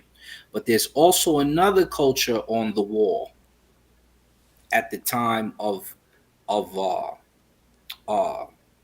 Taseti, if you will, for lack of a better term, or for actually a better term, Taseti or Semaytdome, the United Lands. When they first come into existence, you have those cultures that are African based, and then you also have the Arab culture that appears. So we have to have that discussion. Are you talking about Are you talking about at a given point in time, or are you talking about throughout its history? Well, throughout its history, but also in the beginning. Okay, right? you talking about at around the beginning inception. Time? Yeah. So right. This is the part where people gonna be like, because I gotta pull these out, right? We already pulled them out before, and Cass was like, "Oh, see you." I'm like, So we have our African-based group, but then we have a trickle of other people there as well. So let me ask you this: as another, can we agree? Can we because of what you brought up, I think is good to do that, but having said that, can we agree that in the genesis of ancient Egypt as a polity, as a kingdom, by its in its creative process when it came about, can we agree, or do you agree that process came from a south to north movement. Absolutely. Okay, so see, there Yes. we go. And how about you, Emicat? Yep. Yeah. Okay, so I feel like, see, because you're the only one on the panel. When I put these, can we agree? I would hope I would hope that Asal Ka and Sean can take a break from their conversation and and um and participate, because I'm asking these, can we agree, because I think this is important. And I don't know, I didn't title the show that, and I only did this because Asar, when you first came on, that's what made me think about it. But see, we're agreeing on everything so far. So we agree that ancient Egypt as a civilization is a native African civilization. We agree that the people are native Africans, although we obviously have to acknowledge that there were foreign presence throughout its history, and everything like that. We wholeheartedly acknowledge that, and we agree to that. And we just now agreed that the formative years of ancient Egypt as a kingdom came from a south to north movement. Yeah. A And you're south not to going north to movement. find me and Emmy Ket disagreeing because we both Congo descent. So we definitely going to. So Yeah. when you start talking about the inception of how these cultures come into being, and uh, just looking at the artifacts and how they trickle down north, Hmm. you can't argue with the fact that it comes from inner Africa in order to make itself. When you look at human population zones and how the earth got populated, you start from southern Africa and you walk down North Africa. And before you even start going north, they go to the west. They start to go to Namibia, that LO3 and all that extracurricular. And then after they do that, they start to go back towards Northeast Africa, and it Hmm. begins to become populated. So anybody who's just looked at people mapping before they start to spread their E1, B1A from mixing with each other and start to make different, what we call cultures now, or lighter skin, because basically, if it's not a difference in things that you do, worship or living, which makes different cultures from others, because you, at the end of the day, you're human. That's why I say, when cats be like, "Oh, you not know ancient Egyptian?" Of course you are. If you're human, that's part of your family too. If you're human, guess what? You're African too. If you're human, guess what? You probably got some European too, because you part of. If you don't have any in your DNA due to the part of Africa you come from, then you are part of how they come into being, into existence. So now, one thing we have to clarify, though, is even when I said that the formative years of ancient Egypt, and we all agree to this, that it came from a south to north movement. But now that's not to say, because of what I noticed, that when I used to say that in the past, that then people bring up just Homo sapien or human migrations, and then we have the Green Sahara, and then the desertification of the Sahara, where people left that Green Sahara and started moving towards the river, the Nile, and so we have different directions of movement. So I think that it's important to clarify the the polity of the kingdom of ancient Egypt, and separate that from just people, because people migrated, 12,000, 8,000, on up to 6,000 years ago, from multiple directions into that, converging into that Nile Valley area. But the actual, what we're recognizing as ancient Egypt, its most prominent symbolisms, artifacts and things, the white crown, even the red crown, the crook and flail, and all the iconography, that actually starts in the south, Yes. and then it moves its way towards a northern direction. So I just want to make sure that hopefully we still agree on that, what I just Oh, said. But absolutely. I think that needs to be clarified for people listening, because that comes up, and I think people get confused about human migration versus the migration, if we want to call it the migration of the state that eventually became Egypt, and all those icons and things. Because matter of fact, Qustul is a key area. It's called Qustul, Qustul. If With the anybody ends. want to look that up, Yeah. there's a lot of symbols and iconography that lasted the entire duration of Egypt's existence that originates, or the oldest attestations are down in that area, Something and it moves people, forward. yeah, something people don't even know, um, which I brought up on Smash's show. When you start talking about Egypto-Sudani culture, and then you even start talking about the first inceptions of the stellas, you start talking about the cave of swimmers. You start talking about uh, some of the ones in Morocco. You start talking about some of uh, the ones in the south, closer to Gebel Barkal. Why? Because when you see them, you see the first creations of what will become stellas later on. So when you go to pre-dynastic Egypt, before Egypt exists, you're going to start to see the inceptions on the walls of what will later become stellas of kings doing this, or a Netcher doing this. Here go the bodies I laid down. Here go the victors of the fight. Here goes the God we represent. All of that stuff. So Yeah, people, they're very shallow in what they do, and a lot of them are couch potatoes. You don't have to go to Egypt per se, right? But you should at least know how to find the information and see what you're looking at before you start. We read, right? We read the Medew Netcher. We know what this is about. If you can't even read it, don't try to be an authority upon it.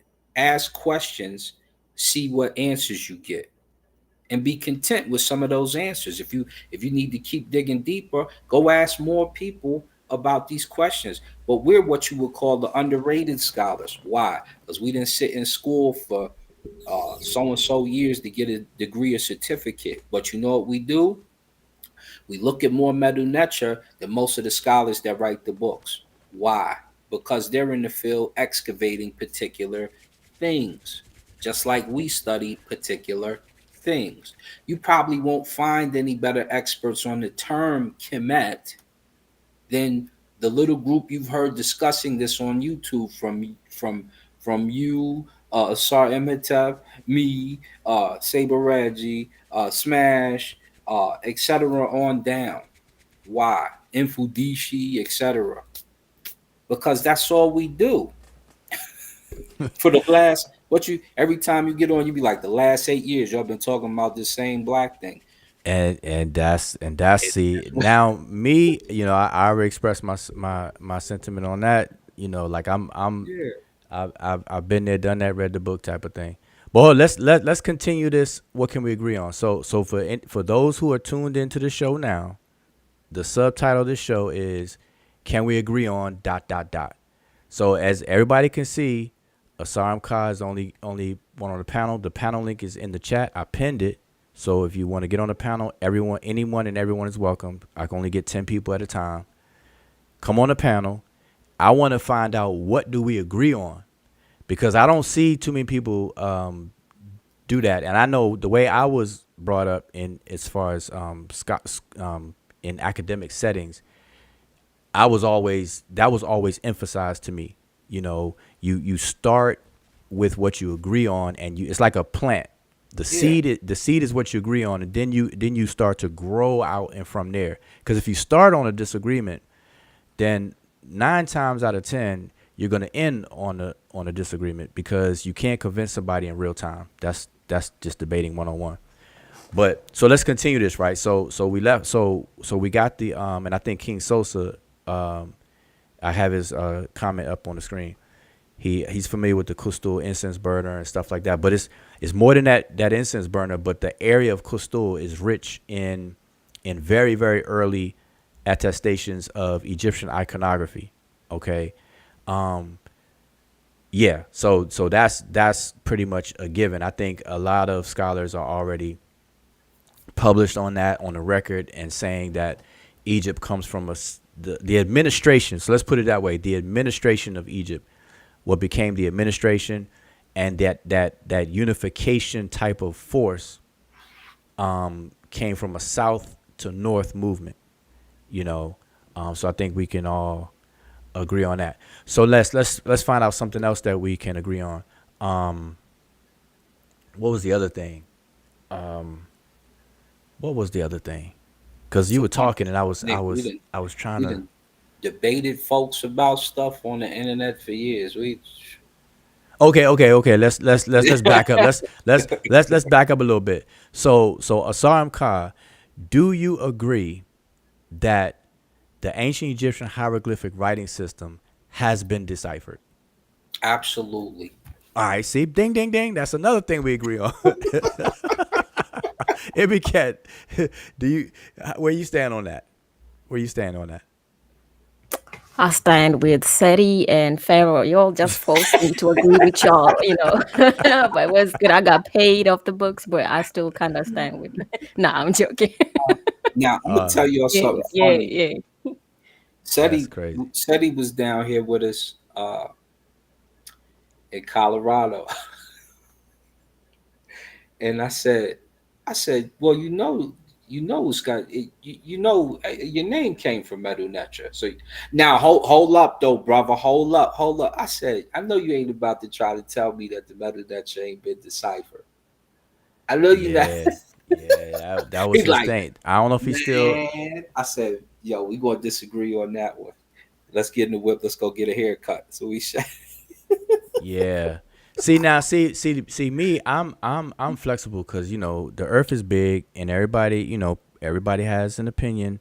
The value of those opinions can differ, but my thing is this: just a basic logic thing. If Seti, and I said this back then, this is like, man, when was this? 2017 or so.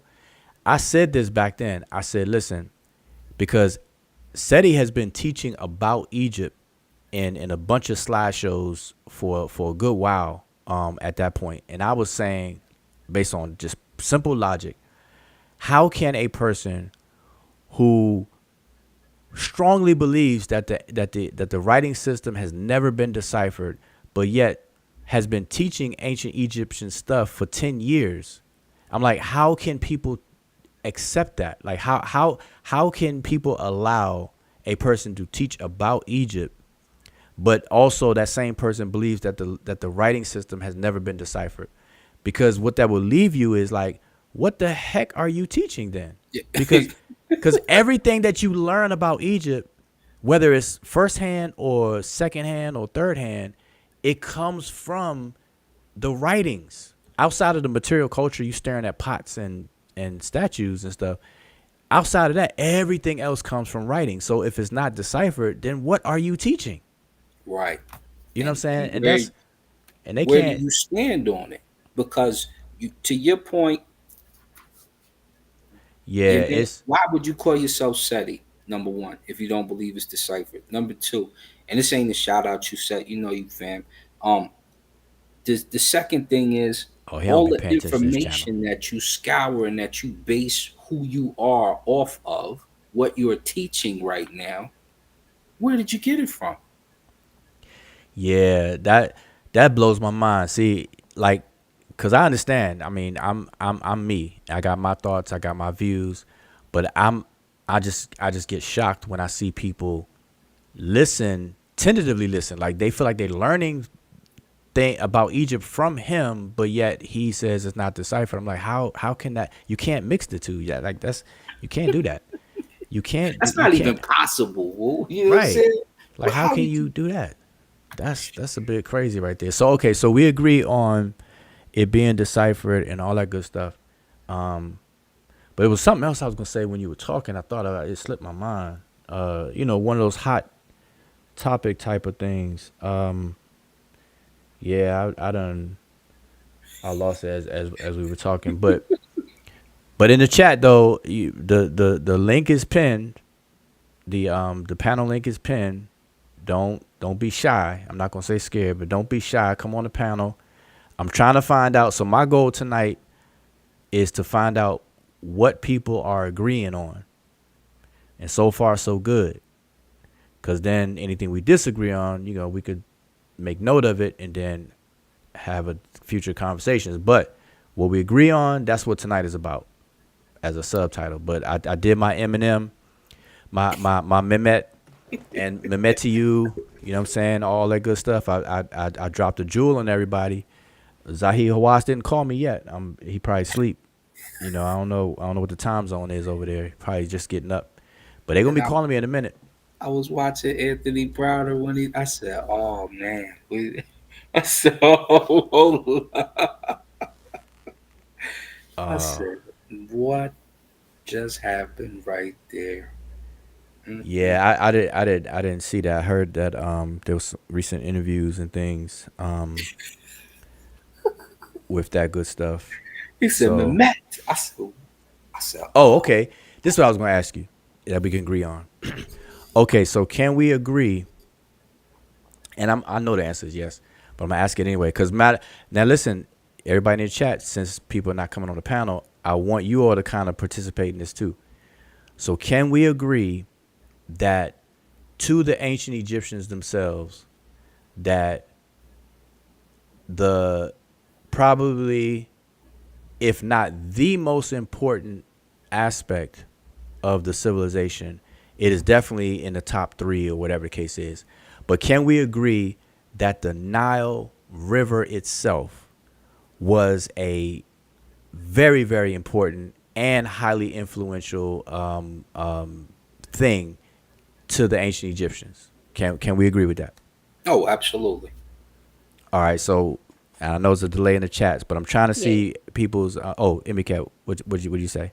Yeah, I knew you forgot about me. So I just said yay. Oh, you said yeah. Okay, all right. I forget, man, because Emicat. I already know Emicat's answers to all these.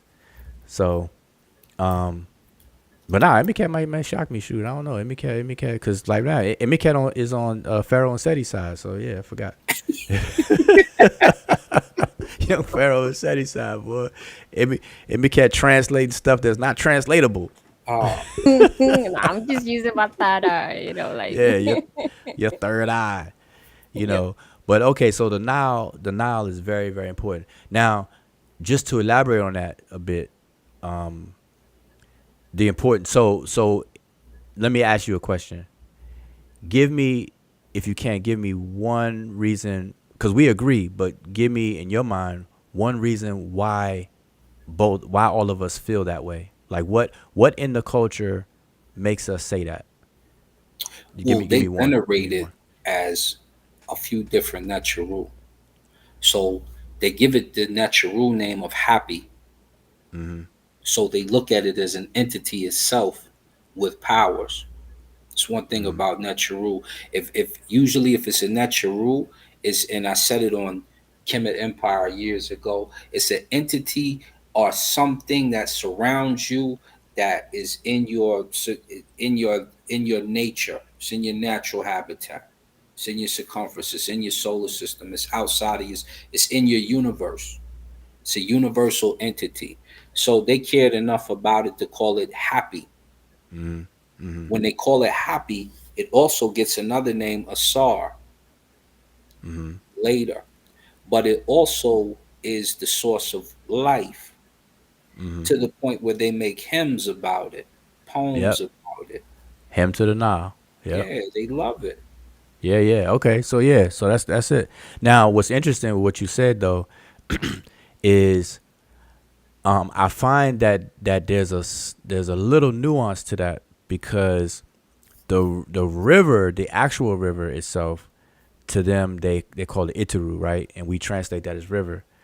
But when it comes to both Usir and Happy, and then you have Happy Mehet and Happy Shema, because they separated north and south as well. But I find a little nuance there is that they seem to point to the inundation. They deified the inundation of the river. So like when it flooded, because there's a artifact showing Happy pouring, because remember they believe that Happy lived or I'm not gonna say they believe because I can't stand when people do that. But there's a depiction of Happy pouring water inside a larger body of water, and this is right down there in Elephantine, where they say that the water there. So Happy was the reflects the inundation. He's responsible for the inundation part of it, the flooding part of it itself. So like the flooding of it seemed to be deified as opposed to generic, the river itself, only the river. You know what I mean? That's what it seemed like, because it's the flooding that actually gave life, and the geographical stats on that is crazy. I don't think nobody really. I mean, I know people don't really talk about it, but the width of the Nile, like It's like huge. off the top of your head. Now, obviously, the width along the Nile wouldn't be all the exact same, but off the top of your head, what would you say the average width of the Nile was in at the time of flooding, like at the time of inundation, Man, it's like huge. like the It's width? Like the if you had to give me in, Yeah, diameter and width. I'm trying to think like 30 meters. I'm like, hold on, I'm trying to nah, meters is for that that yeah, would it'd be be. huge. I'm just You throwing have to tell something me, out. But if we not talk not the about height. I'm not talking about the height. I'm talking about how no the wide it width, would. Yeah, the yeah, width of it. So yeah, if we're talking about like how much space it spans over, yeah, yeah, you yeah. can imagine. Um, Matter of fact, let me put a map up here. Let me see if I we can want to get some. almost take y'all there. Hold up, no, I'm gonna take you to it. Right, hold on, let me pull it up here. Oh, you got a map? No, I'm gonna just take you to it. I'm there. Let me see. I'm saying, you about to show a map? No, I'm gonna show the actual river itself. I'm gonna show you just how, because we look at it like, oh, it's just a river, right? But to understand what it looks like when you're in Cairo next to it, or and this is just one area. But when I'm going down and we're next to like even the smaller parts is so huge. You Yeah. Let me really know when you if you gonna share it. yeah. I'm gonna share it once I get there. I'm just pull it up. Let me see. Okay. Just I'm so showing one. I'm showing a picture in the meantime. So let me know when you're done. So just so people could see what I'm asking. So I'm basically kind of just asking, and obviously we haven't. I'm not looking for an exact numbers or nothing, but just to put in our minds that the river during the inundation period, how wide the river actually got, because there's been studies on it, based on the current behavior, even with the Aswan Dam, and then going backwards in time and things like that. So, and when you see the numbers, it's kind of amazing. Like it really is. It really is. It makes perfect sense. Like it makes sense. The what we call in the irrigation canals, but they didn't have just canals. They had irrigation canals, but they had dikes. They blocked water. They channeled water, and once the inundation occurred, they trapped water so it'll stay there. Stay in certain places. It's amazing. But now yeah, you see that pic right there. See, the wait, you sharing it water. yet? Yeah, I'm about to share, but on your pic right Oh, before I oh, do uh-huh. yours right there. Now imagine that water going all the way out beyond the trees and stuff you see, beyond that desert area, flooding out that whole area. Right, that's what I'm saying. Like As this picture far is as you cut. can see, yeah. This picture is cut off, but the river would flood and go all the way over here. Like and then probably equal distance on the left, but this is a crop picture. But it would be huge in certain areas, and I don't think people kind of put that in their mind when they think about all of these things. But They so don't. you sharing? All right, let me come back. Okay, so you sharing yours. All right, and put that on there on the big screen there. All right, there you go. We're here. Now Medew I'm Medew Netcher. Look at this. You see behind us. Yeah, yeah, yeah. I'm gonna take y'all closer. We're gonna go all the way down to Wait. So explain where you are though. Where are you right here? right now we're in Cairo, Okay. and And you're on one side of the river, and then that shot right there is going is the width of the river, and then you're looking at the other bank, the other yeah, side. and you can't see the other side. Yeah, you could barely see. I see a little bit right there. So when you are hold up, we were this is Alexandria. Pardon me. We went over to Alexandria real quick to see. Okay, I'm about to say because that's mighty wide for Cairo. Yeah, I was about to say, boy, no, I it's don't that know. wide in Cairo. When you get in, it's because remember Cairo and Alexandria is right there next to each other. But this, I'm like, goodness.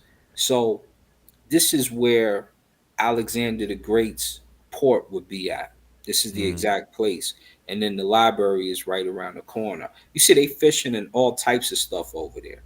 When I get down here closer, after I finish hollering at the Asian folks, uh, let me get down here. We're gonna take you down right next to the rocks.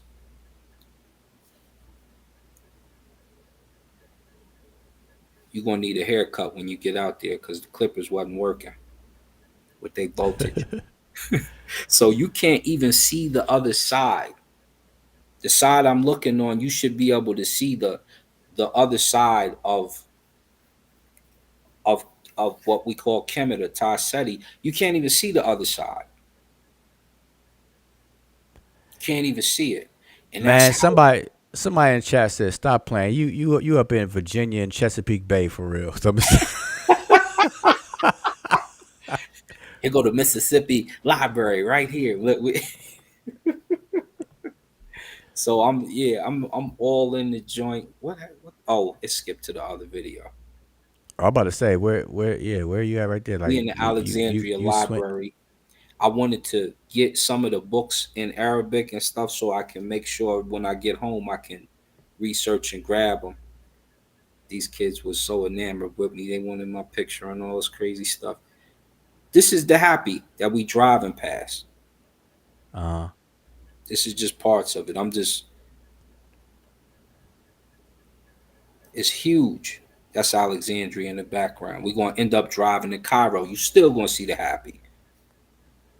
And so that's just how big it is when you're out there. For those of you who don't, who never been there, or if you get on here and make a video, shout out to my man Chief X, right?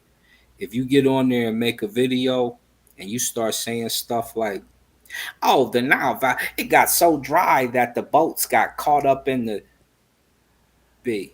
yeah. Yeah. So let's go back to what we're saying. So because I want to make sure we put some big pins in these agreements because that's what the show is about now. What do we agree on? So the Nile was, if not the most important, it was definitely the top three most important things to the ancient Egyptians. And then I was asking, let's name some things why that's the case. And so you were saying they deified, and anything they make a deity out of, they deify something. That's a clear sign of importance, obviously, because that's what part of what a deity is things that are very important to the people. So that's definitely a fact, and so much so that the inundation itself is deified, like the actual act of inundating, and then it living to people, like you said, it was lifeblood, as it says. Yeah. So that's cool. I'm trying to think of something else. That was Well, the one I was thinking about before. they love it so much that they watch stars to see when it'll happen again. Somebody see that's why people gonna get in. What they It's, say. it's it's gonna be crazy. Asar made that with AI. You made your video with AI. That ain't It's not crazy. that's some Chat GPT. That's some Mid Journey video or whatever. Sat be cracking me up. Sat now Sat is your cynic for everything. He'll ask you questions to the rooster's crow, but he'll Nah, ask that's you good. questions to make you be on point. He No, don't no, always yeah. to the answer, He said don't always listen to the answer. but he will ask you some pretty pertinent questions generally. and Let always me got remind people that the link to the panel is in the chat, because we're gonna hang out for a little while. I'm not gonna hang out all night, but hang out for a little while. So let me try to think. So Emiket, do you have an can we agree on to throw out there? Can we Yeah. agree on let's throw another one out there? Okay. Or do you have one? I'm trying to Mm, think of one. Oh, okay. I got one. So okay, I got one. Do we agree that in the ancient Egyptians' mind, throughout the whole history of ancient Egypt, that the ancient Egyptians perceived their homeland in its totality, as far as what the king owned in totality, they always perceived it as a binary entity, as a dual, as like a two thing. Can we agree? Do we all agree with that? as above, so below. As the king, so is absolutely. yours. The king made an offering, it's an offering on your behalf too. You make an offering, it's an offering on the king's behalf. We say dihetap nesu, Okay. And dihetap nesu, Um. Yeah. Yeah. We agree. giving Let me peace just. on Oh, go ahead. behalf of the nesu without saying the behalf is offering peace, king. You not the king. Why you saying Dihatep Nasu, Netcher Asar, Neb Abju, blah blah blah blah? Because you're making an offering on behalf of the king. Because the king is the prophet. He's the prophet on the land. He's the Netcher on the land. He's bigger than the prophet. He's the Jesus Netcher. Christ incarnated. Now let me start. I ain't gonna. Yes. You know. Okay. Okay. Ask. Re-ask. So, because I'm itching to disagree. So, just re-ask. A question. Let me see if I can disagree. Okay, I'm gonna re-ask the question. So the question is, can we agree that in the ancient Egyptians' mind, that they perceived their homeland, which means their complete possession that was owned by the king, that they always viewed it as a binary entity? And we have another panelist on this. Oh, somebody just came and then they left. But anyway, so that's the Yeah. question. Okay, so I'll say I fully agree. So yay, because you see it talked about upper and lower, and the suit and the beat. Yep. Deseret came at and then you also have what else do we have? The two lands Tawi, all Yep. that kind of stuff. So at all times, the king's possession, the entire country is always a dual. There's a duality with it. So yes, I fully agree. All right. Yep. All right. So that's what I would have said. Like Tawi, we have Ta Mehu and Ta Shemau, and then we have, like you said, Kemet, Desheret, and then we have what else did we have? And then what Asar was saying as well, in terms of a binary thing throughout. But I was saying in terms of their possession. So we all agree with that. I think people in the chat do too. So we have King Sosa chiming in saying the same thing. So, all right. So that's another thing. But but I'm glad that you did say that though, Asar, because that binary perception of things permeated through, spilled over into a lot of viewpoints. They had the land of the living and then the land of the deceased. They had Tepta or Heri Tepta, those who are alive on the earth, and then those who are in the west or in the duat and all that other good stuff. So they had that binary thing going on too. So now that's good. All right. So what's another one? And I remind everybody, the panel link is now whoever that was that came in. Somebody came in. I don't know if you're having difficulties, because I tried to let you in. I tried to click on it, and then you just disappeared. So whoever that was, do it again. But anyway, so I'm trying to think what else. So that we have the binary going. Okay. Now this one may be a bit controversial, so we're gonna see. This I don't know. We listen. We're on a good streak. We batting a perfect score right now. We perfect right now. So let's see. I don't know. Hopefully this don't mess it up. So now, um, okay, can we agree that? Oh, I know we can agree on this one. So let me start with it because I got a few questions. So I'm gonna start with this one because I know we agree with this one. Can we agree that the ancient Egyptians saw their homeland and possession, and they saw themselves and their culture as almost like the center of the world, and the fact that they were the best of it? Can we agree with Oh, that? absolutely. To the point where, remember when now this is later, right? But Ptolemy is getting his information from the Egyptian astronomers, and he wants to make a book. He's making all types of books, one of the Ptolemies. So he writes a book called the Tetrabiblos. In the Tetrabiblos, what does he do? He makes Egypt at the center of the universe. And the reason why, and you can do that in astronomy today. You'll be wrong when we look at the circumference of a few suns and some different things like that. Um, but absolutely. And does Asar think Wolof language is related to Egyptian, as Job said? Yes, absolutely. Okay, yeah, I just highlighted that question. Yeah. See, Sosa trying to what you call it, put a monkey wrench in the flow of the show. See, I'm trying to find out everything we agree on. Sosa Yeah, Sosa it's so got soon.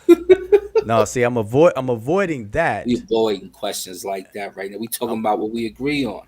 Yeah, because I'm already familiar with the controversy. I'm trying to figure out the stuff we this see this these are the things that people don't talk about. Like, notice that people are not talking about the importance of the Nile. I mean, I'm not saying nobody talks about it, but there's no real emphasis on the things that we're discussing right now, and we're just glossing over because I'm just going through. I'm just throwing a few things out there. So, all right, so we agree on the Egyptians have a kind of bougie attitude towards themselves, in a They nutshell, right? they They, do, and you remember some of the stuff like when Herodotus is writing, he'd tell you what they thought. He say, "Oh, you got that? Y'all speak that baby language, that Greek. It sounds like this. It sounds funny, but you know, yeah. it So, be like y'all still our children. Greece is still our children." all right. So here's another one in connection to that, right? Um, Now the Egyptians. Okay. So now this one, I'm trying to stay away from the controversy that we know of, right? But I'm going to ask this question in this way: do we agree that at a lot of different periods in Egyptians' history, well, starting at a certain period and then it kind of continued, that the Egyptians had an estimated, a rough list of 9 enemies of the state, Yes, and they're called the 9 bows. yes, Okay, all right. So we and we mhm. to add to it, some of those people on the list were places in Egypt current. Right. Yeah, exactly. You're right. You're right. That's why I say enemy of the state, because you can have your own. You can have an existing sector in your country that's an enemy of the state, just like any country even today. They got domestic terrorism and stuff. We just call it all kinds of different things. But no, so we agree on that. So they had a list of 9. Now, a follow up to that same question: do we also agree that that list of 9 was not a permanent list? It wasn't a continuous list. The list actually changed and fluctuated. It was 9, but the names, the entities on that list kind of changed a bit throughout the time. Do we agree with that? Always changing.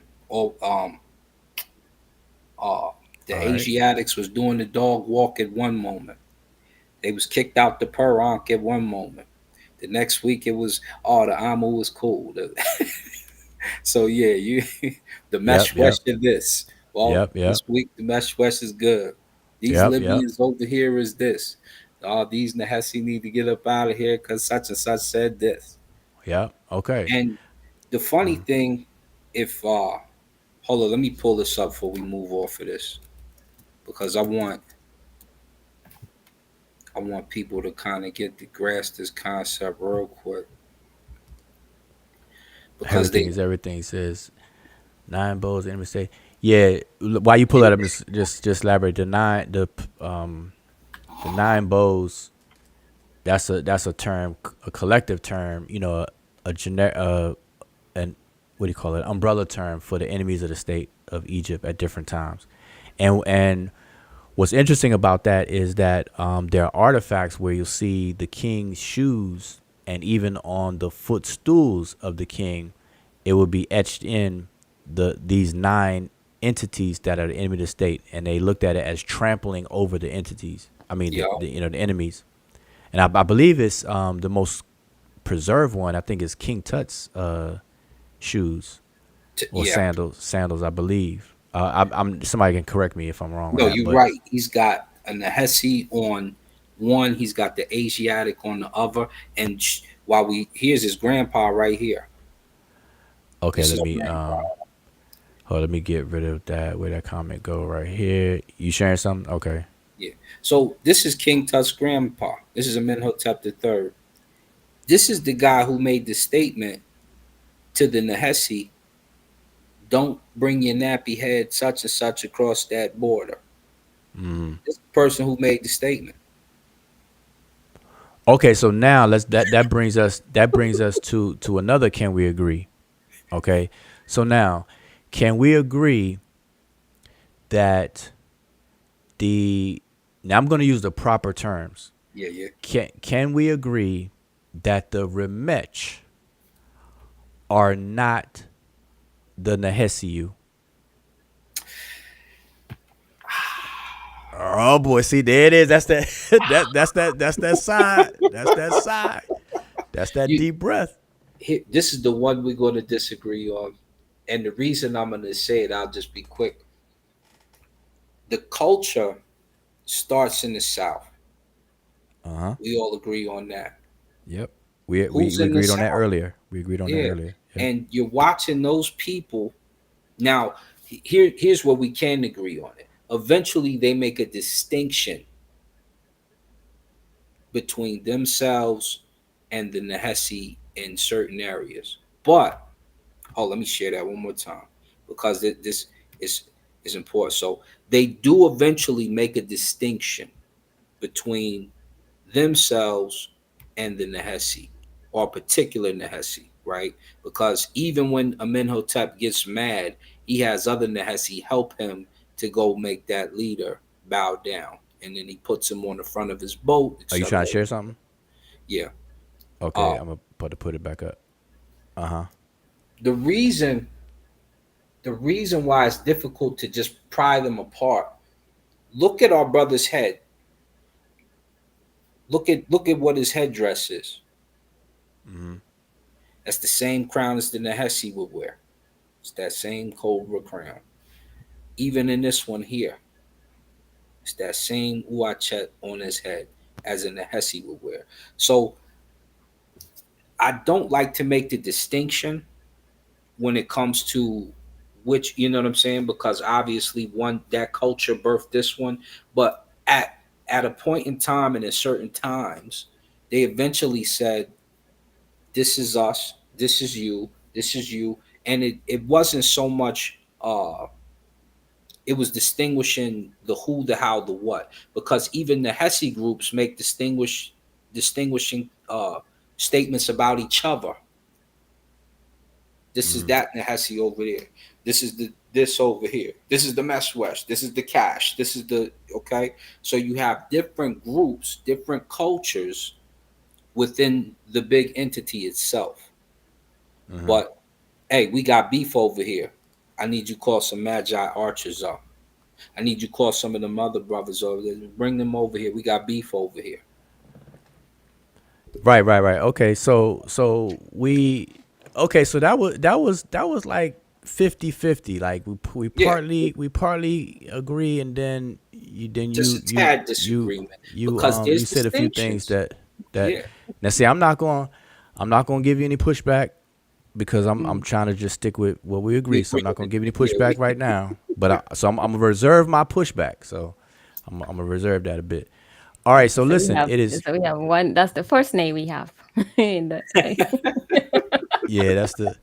Yeah, yeah. first name. that We're So was a going to table it for 50-50 later. right there. It wasn't a Okay, full blown no. it was a Yene. Okay. yeah, it was a yene. There you go. I like that. A yene. That's a yene. Yene. All right. So listen, y'all. It's 2:22 on the East Coast in the morning. The link is in the chat. I'm not gonna go too much longer because, like I said, I'm not trying to have an all nighter again or anything. But if you want to hop on the panel, do so now. I'm trying to pay attention to the chat if anybody have any questions and whatnot. So I know that the show's title is called the Sebaytdome MEMET. So I already went through my whole joke and make my point with that earlier. So that's kind of come and gone. But now I do like, and I probably do this more often. I do want to find out what different people agree on so that we can build, and then we can because see what I don't want. I never like when people say let's agree to disagree, because to me that's only valid in very small cases. Most of the time it's a cop out, right? So I don't want people to agree just for the sake of, but what we actually agree on, genuinely agree on, I think that we need to emphasize that and build while we work out the kinks of the disagreement parts. But right now it's the other way. I think too many people take too much time to focus on the disagreements, and then they shove the agreements all up in the closet and never bring them out. So I'm trying to reverse that, because I think we could be more productive that way and we can build. So I'm just letting people in the chat know what I'm doing. So that's basically what y'all are witnessing. So if you want to hit the link to get on the panel, do so. We could rock out for another 15 minutes and whatnot. So I'm trying to see if there was any comments. I know King Sosa and a few folks are having a conversation. Sean's having a conversation. Yup, boy, I'm telling you, the chat, the chat will grow its own legs, boy. Yeah, I'm like, dang, y'all The wildin'. the chat will definitely grow up, boy. If this was a classroom, y'all will all get kicked out. Y'all will all have detention because you're talking talking to each other, fussing. But so anyway, that's what we're doing, finding out what can we grow. So I'm trying to think of some more things. So that was the first Yane, as MECAT created a new term. We're gonna use that Yane. So we got Shanae, and then we got Yane. We Yeah, got nay, Yane. nay. Yane. Yep. So I'm trying to see. So because that one is interesting, and yeah, I had to ask that one. So okay. What's another one? Okay, all right. Yeah. Okay, here's a good one. Can we agree that the current or very recent use, especially in this community's usage of the word tamahu, can we agree that that is being misused and applied to white people, as opposed to where it actually comes from? Because it's an attempt to say Chemehu, who are the actual Libyans, the people who Yes. were west of Egypt. Can we agree with that? Oh yeah. Me and you tackled that a long time ago. All right, so now that could get a little controversial, because there are people in the community that still use the term tamahu for white people or Europeans. They use I it think there. me and you tackled this when I think it was our brother Nile Valley Hebrew, and his remember I think he had his uncle on the line. He said, "Now when you look at these, don't it just feel evil?" It was like, "What you talking about?" Right. And I believe we read Amu on that one, but then we went to something else that said Chimahu, Yeah, and it's It's yep, That's Chimehu. about 10 years ago or something like that. Damn Yeah, that near. was back in Google Hangout days as well. So yeah, all right. So okay, we agree on that now. But I think that's being slept on. I think people need to really really kind of correct that around the community because people are still using that. So just for the record, the Chamehu are Libyans, and then there's another group of Libyans that are called the Chihinu. So those are two major groups of Libyans that live west of Egypt and had interactions with ancient Egypt, on and off and stuff like that. So it's plenty of documentation on all that good stuff. So, all right, so we agree with that. Let's see what else is controversial. All right, and this will probably be because it's 2:20. This will probably be the last. Can we agree? Can we? And then listen. If anybody has questions in the chat, type at Seshu like Sat 12 is doing. If you're not gonna come on the panel, but if you have questions specifically, just go ahead and type them now. But here's my last. Can we agree on? Can we agree that the pyramids were built by aliens? Hell to the no. No, you remember we looked up that spaceship. Oh yeah, Yeah, yeah, that's yeah. that submarine spaceship with the helicopter. Wouldn't he say? Oh yeah, I did that. Yeah, I did a whole write up on that. Yeah, yeah, yeah. Nah, but that's another Back in thing. the I day. still to this day I still see it pop up on Facebook every now and then. People post the spacecraft one, and then they say that the man. I'm gonna tell you a wild one, and it's not even a joke meme. It's a meme that's a serious that people are taking serious, and it's a meme. It's a picture of the three great pyramids of Giza, Giza pyramids, but it's a cutaway, and they show under it, and they're trying to say that the three pyramids are the tops of giant obelisks, and that the obelisk goes into the ground. Oh goodness. And when I first saw it, I'm like, oh, that's a neat joke. I laughed. But then I'm looking at the comments. See, I always pay attention to the comments, and people are like serious with it. There was some people in the comments that were like seriously saying that is the case. Like there's an underground because now, as far as facts on the ground, there are underground what do you call it, like a labyrinth in the Giza area, Yeah. and all that good stuff. So people are saying that these tunnels and things were connected to this obelisk, and that the pyramids are really the top of an obelisk because everybody knows the top of the obelisk is in a pyramid shape. So Now, to that point, the only points I'll give them, because of what the Tekenu represents, it's possible they could have been doing that but probably not. Probably not. Um, and based off the information about a pyramid, Khufu's, for instance, the outer wall pointing towards the north, towards where the ancestors are, etc., etc. Um, you know, you can start to understand uh what they're doing with the pyramids and why most of them are made. Um, is it a giant Tekken in the ground? Definitely not. Does the SAR Imhotep classify wildlife as Bantu? Linguistic call it. oh no, I was gonna get to that. I'll let you finish your Oh, he bill said, first. question for a song: does he think Phoenician and Ethiopic Semitic are related to Egyptian? Yeah, I was gonna tackle that and then we're gonna probably close out.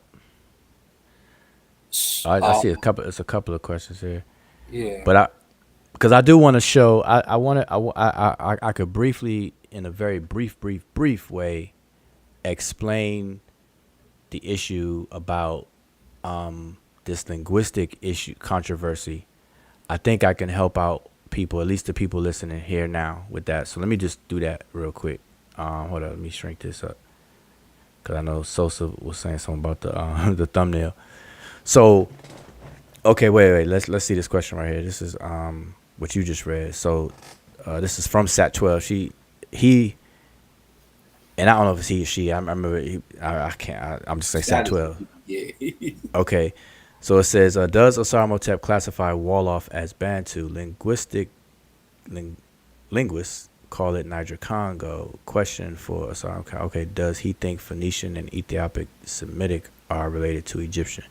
Okay, you answer that question directed to you first, and then I want to give a short summary of this. I'm a uncontroversialize this linguistic thing in 3 minutes. Watch, but go ahead. You answer that first, and then I'm gonna go on with this. I'm gonna explain something. Go ahead. Right. So Semitic is a language that's derived from the Egyptian, but it's not a language that comes before the Egyptian. So Semitic is like a child of the Egyptian. So it's related in the fact that it was derived from it. You don't get it without having the Egyptian first. In fact, when you go into the books of how they deciphered Hebrew, what do they use? They use Greek and they use Medew Netcher. And then they have, I think there was two other languages to assist them. That's how they ended up coming up with the vowels and starting to try to pronounce it and what have you. But its structure is after the hieroglyphic, hieratic, etc., etc. In fact, you don't even have to look far for this. You can go to E.A. Wallace Budge's book, his dictionary, and you'll see how he puts the hieroglyphic first, this one second, this one third, etc., etc. But, and I'll end it here. When you talk about Bohatic and Sahidic, those are derivatives from Medu Netra. All right. These are where you start to get your Semitic from. Okay. So, because that was directed to you, so you answered that. See, tonight, y'all ain't gonna hear no disagreements. I mean, not. No. Let me correct myself. Tonight, you're not gonna. Yeah, I said it right. You're not gonna hear any disagreements, even if there's some pushback or disagreements that could be there. But like tonight, we good. We're doing excellent so far. But let me just get into this. I want to explain this linguistic controversy and how it's not a controversy, and I could do it in 3 minutes. But make sure I ain't miss anybody else's question directed to Tell me me. where you go. I'm gonna say the time. Okay, hold up. Everything says, what is older, the Sphinx or the pyramids? Now, according to scholarly stance as of now, the Sphinx. I believe the scholars are settled on right now. The pyramids are older, And you know but what that's based off, right? yeah, but see that, but all that is wrapped up in debate and controversy because there's they're not settled on that. So everything. Let me back up. I can't give you a definitive answer on that. Even from my own research on that, I haven't done enough research to give an answer on that. So I'm only deferring to what the scholars have been saying, and even among them, they are it's Split kind of all hairs over the still. place. Yes, Yeah. it's all over the place. But the majority are saying that the pyramids, because they're saying that because there's speculation. There's a lot of speculation because they're saying that the Sphinx itself, the head is the head of Khafre or Khufu, one of them, Khafre or one of them, and that's the same king that's responsible for the pyramids, one of the pyramids. And then they're saying that the Sphinx itself was recarved into the face, that it was something else before that because of the proportions and stuff like that, which definitely has it's definitely worth investigating that because that one's an interesting proposal. Yeah. Anyway, but let me keep going down. Okay, Babylon Dunn says, what about Temeyu, not Teme or Tenihu? See, I'm not It's sure two. what. Yeah, it's yeah. So Babylon Done. When you look at the glyph in Medu Nature, when you look at the Medu, the word, it's It's matter of fact, it's right. If you look at my name on the screen and then go to the second to bottom line and move towards your right, you see that tethering rope with those hands? That makes the TCH sound like ch, ch, ch, like a chomo and all that other words. So it's chemahu. That's the word they or that's the letter that they use to spell it. Right. Later, the T comes where they only use the T, but initially it's that, and that makes the ch sound. So cheme Well, or however it's pronounced, but yeah. but to Nihu, see, that's not the word. The word I'm saying, just to clarify to Babylon Done, I'm saying that the two main Libyan groups are the Chemehu, Chmehu, and then you have the Hinu, not Nihu, but the other way around, Chehinu. The the Tamu, the only closest thing there is the upper Egyptian, the lower Egyptians, or the Deltaites, as we probably would say today, and they would be named after Mehu, which is Ta Mehu. Those are two words though. Ta Mehu, which is Lower Egypt, and Ta Shemau is Upper Egypt. So there's confusion people are having with that. But regardless if it's Ta Mehu, which is a real word, compound word, Chemehu or Chehinu, no matter which three you think you're talking about, none of them was talking about Europeans or white people. So it doesn't matter. Even if people mix up the pronunciation or anything, it definitely wasn't talking about that. And Emicat put the video where we covered that. She put the link for that in the chat. I'm trying to quickly go down. Okay, Sat 12 says, Seshu, okay. What is your opinion of in the Book of Gates, in that nation seeing the people are called a herd? Yeah, they called the cattle or creatures of Ra. See, the word that's used there, it could be interpreted as creatures or cattle or herd of Ra. So you want my opinion on it? That's a common metaphor, and we have to understand that the ancient Egyptian text is riddled with figurative expressions everywhere. And even if people learn the language, writing system, the language, you could be, on point with learning the language and have the ability to read the text. You still have a whole nother learning process to go through. You have to learn how to find the realities behind the figurativeness of it all. So, and that's a whole nother lesson. That's a whole nother world of study. And people are not even got the language down pat, let alone trying to go over there into the other world and try to recover the realities behind all the figurative things. So anyway, human beings in the ancient Egyptians, they associate human beings with a lot of different animals. You got ibis, you got baboons, you have birds, various different birds. Matter of fact, the Rakit, which is a class of people considered the unlearned people, are likened to a type of bird. You have, of course, you have bulls, you have cows, you have sheep, you have ox. And so all these different associations are made. So, my opinion is like, to me, that's part of the culture. But now what's interesting, what people don't talk about, and we did a show on it, and I know I'm not the only one to talk about it, but I don't see people talk about it, is that in the Book of Gates, the ancient Egyptians give a folk etymology for the names.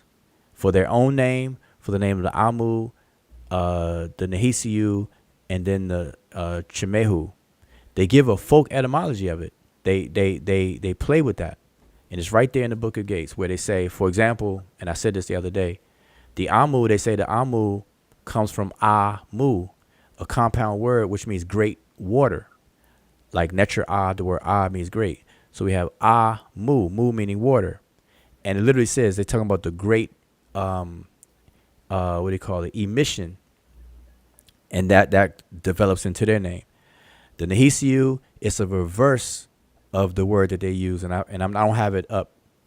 Can't think I'm of it on looking top of my for it head. because I think I got the book right here, if I'm not mistaken. But it's a reversal of the word. It says, but the text is literally intentionally giving folk etymologies for these four groups, and the remech, they say, come from the tears, the word remit, which means teary one, or the actual tears from Ra, as in the other text.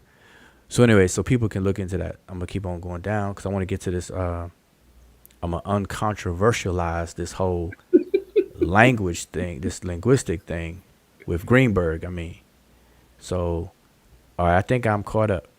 Yep, I don't see any other questions. Everybody's having conversation among themselves. Okay, so I want to quickly do this. Let me take that away. Okay, so here it is. So I'm gonna quickly explain this language, or I'm gonna say Greenberg controversy. That's what I'm gonna call it, the Greenberg's controversy. All right, so here it is. Joseph Greenberg, if you don't know, is a prominent linguist, very influential, so much so that when it comes to, when you hear the words Nilo-Saharan, Niger-Congo, Afro-Asiatic, Khoisan, those are language phyla that he set forth and proposed in the 1950s, late 50s, I want to say. We can zero in on the dates later. But he proposed that, and that was accepted and became standard for at least 10 years when he proposed those. And you still hear those terms today. So he classified African languages in those four major language phyla. All right. And those four that I named have many subgroups and languages within them. These are the top categories for those languages. Now, here's where the Greenberg controversy comes in. When Greenberg created those groupings, those classifications, he did not do so by the method in which you're supposed to determine relatedness of languages. Okay? So in other words, there's a method to use to determine if two or more languages are related. And that method is the historical comparative method. All right, that's the linguistic scientific method to do that. On the biological side, it would be equivalent to doing a DNA test. You submit your DNA, and then you submit DNA of a suspecting child. You don't know if the child is yours or not. The child and the parent and the assumed parent submit their DNA. They sequence the DNA, and then they take the DNA and they determine if there's a relationship. Well, the historical comparative method in linguistics is the equivalent tool, but in linguistics. Now, Greenberg did not use that method to come up with his classifications. So he set forth these hypotheses and proposals, and they were accepted. And it became the consensus, popular consensus, because of that acceptance, and it was that way for a good while, right? Then about 10 years later, from him first introducing this or doing that, there was a buildup of questioning and to re-examine what Greenberg had proposed. And from that point till today, there are linguists that have challenged, debated, revised, and reevaluated what Greenberg has proposed. Okay, so as of right now, Greenberg's original proposals are not accepted as they were when he first proposed them. Linguists have since reevaluated, revise some things, move some things out of one group and put it into a group of its own or up under another group and stuff like that. So they have completely kind of revised things that he did. Now, where the controversy comes in, Greenberg controversy comes in, is because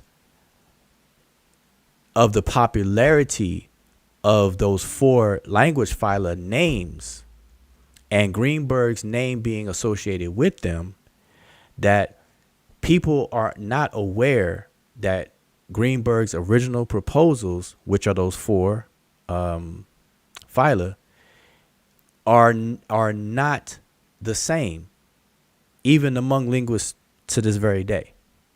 But everybody uses it and just talk and mention it.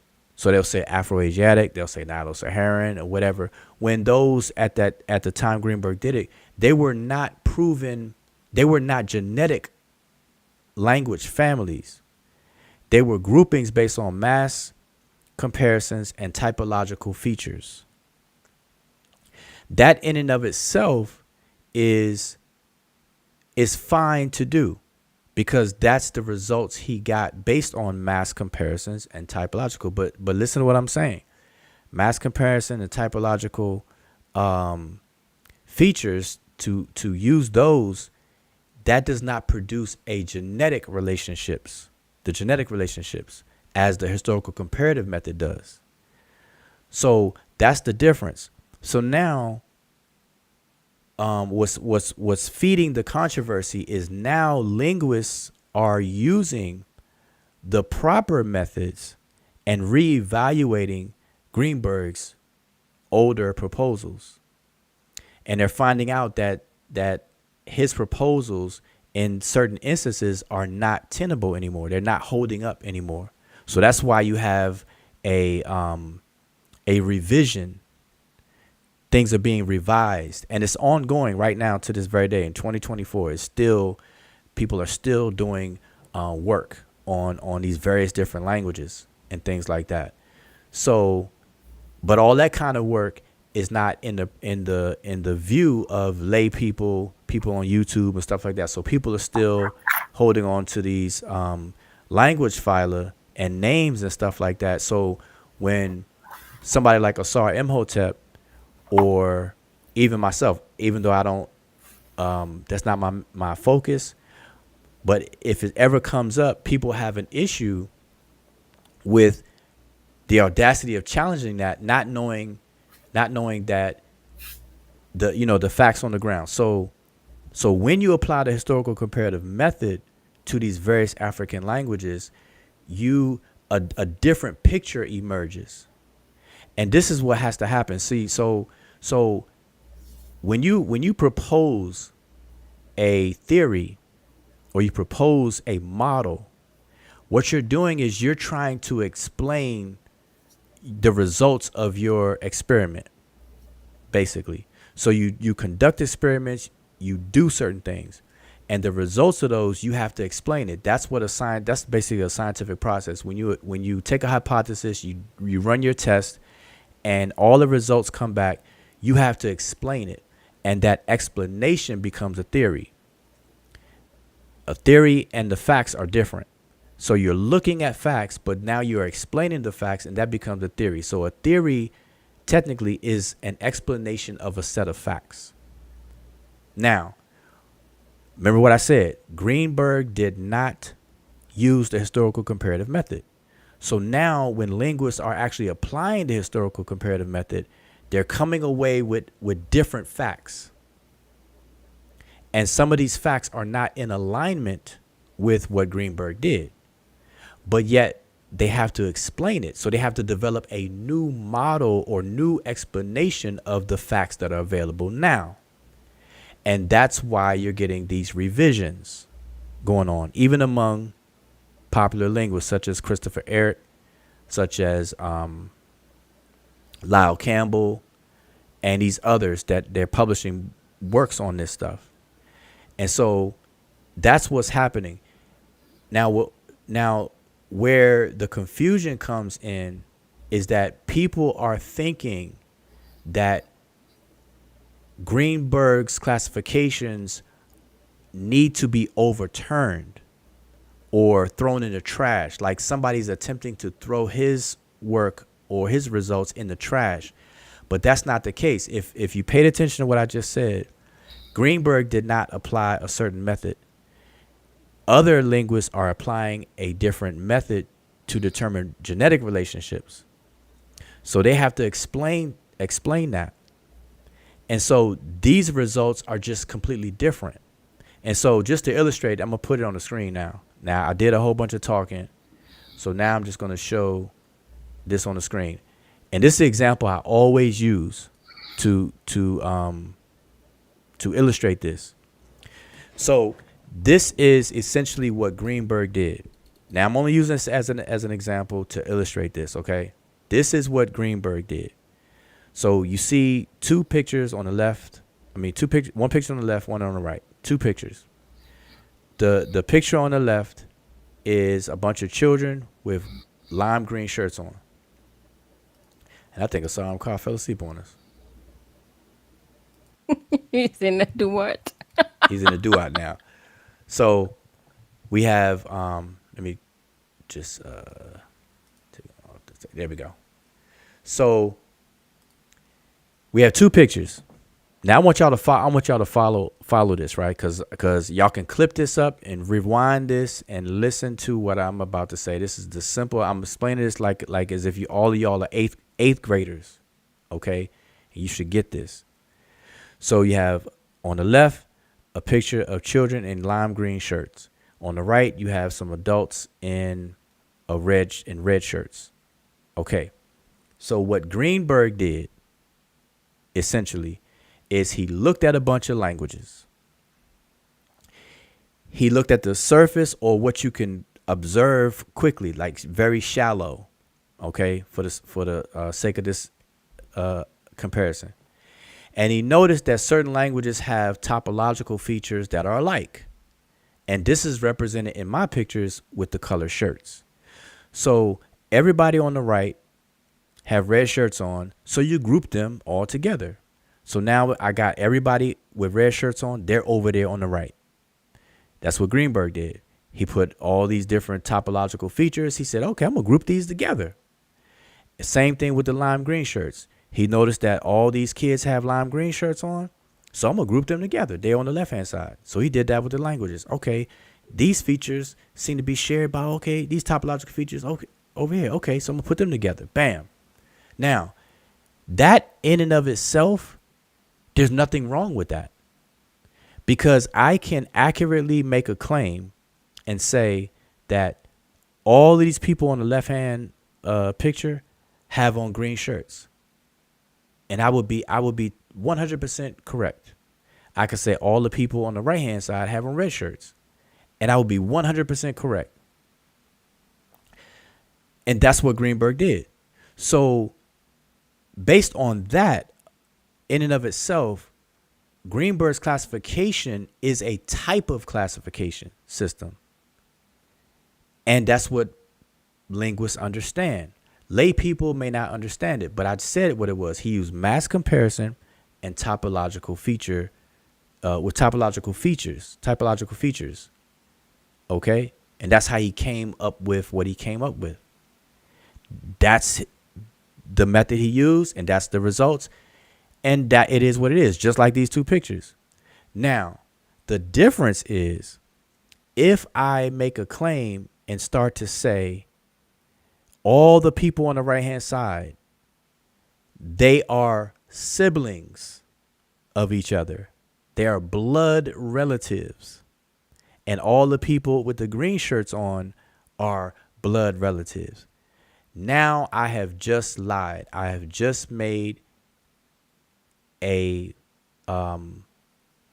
incorrect statement, a faulty claim, a false claim. Not even faulty, it's false. I can't make that claim. Why?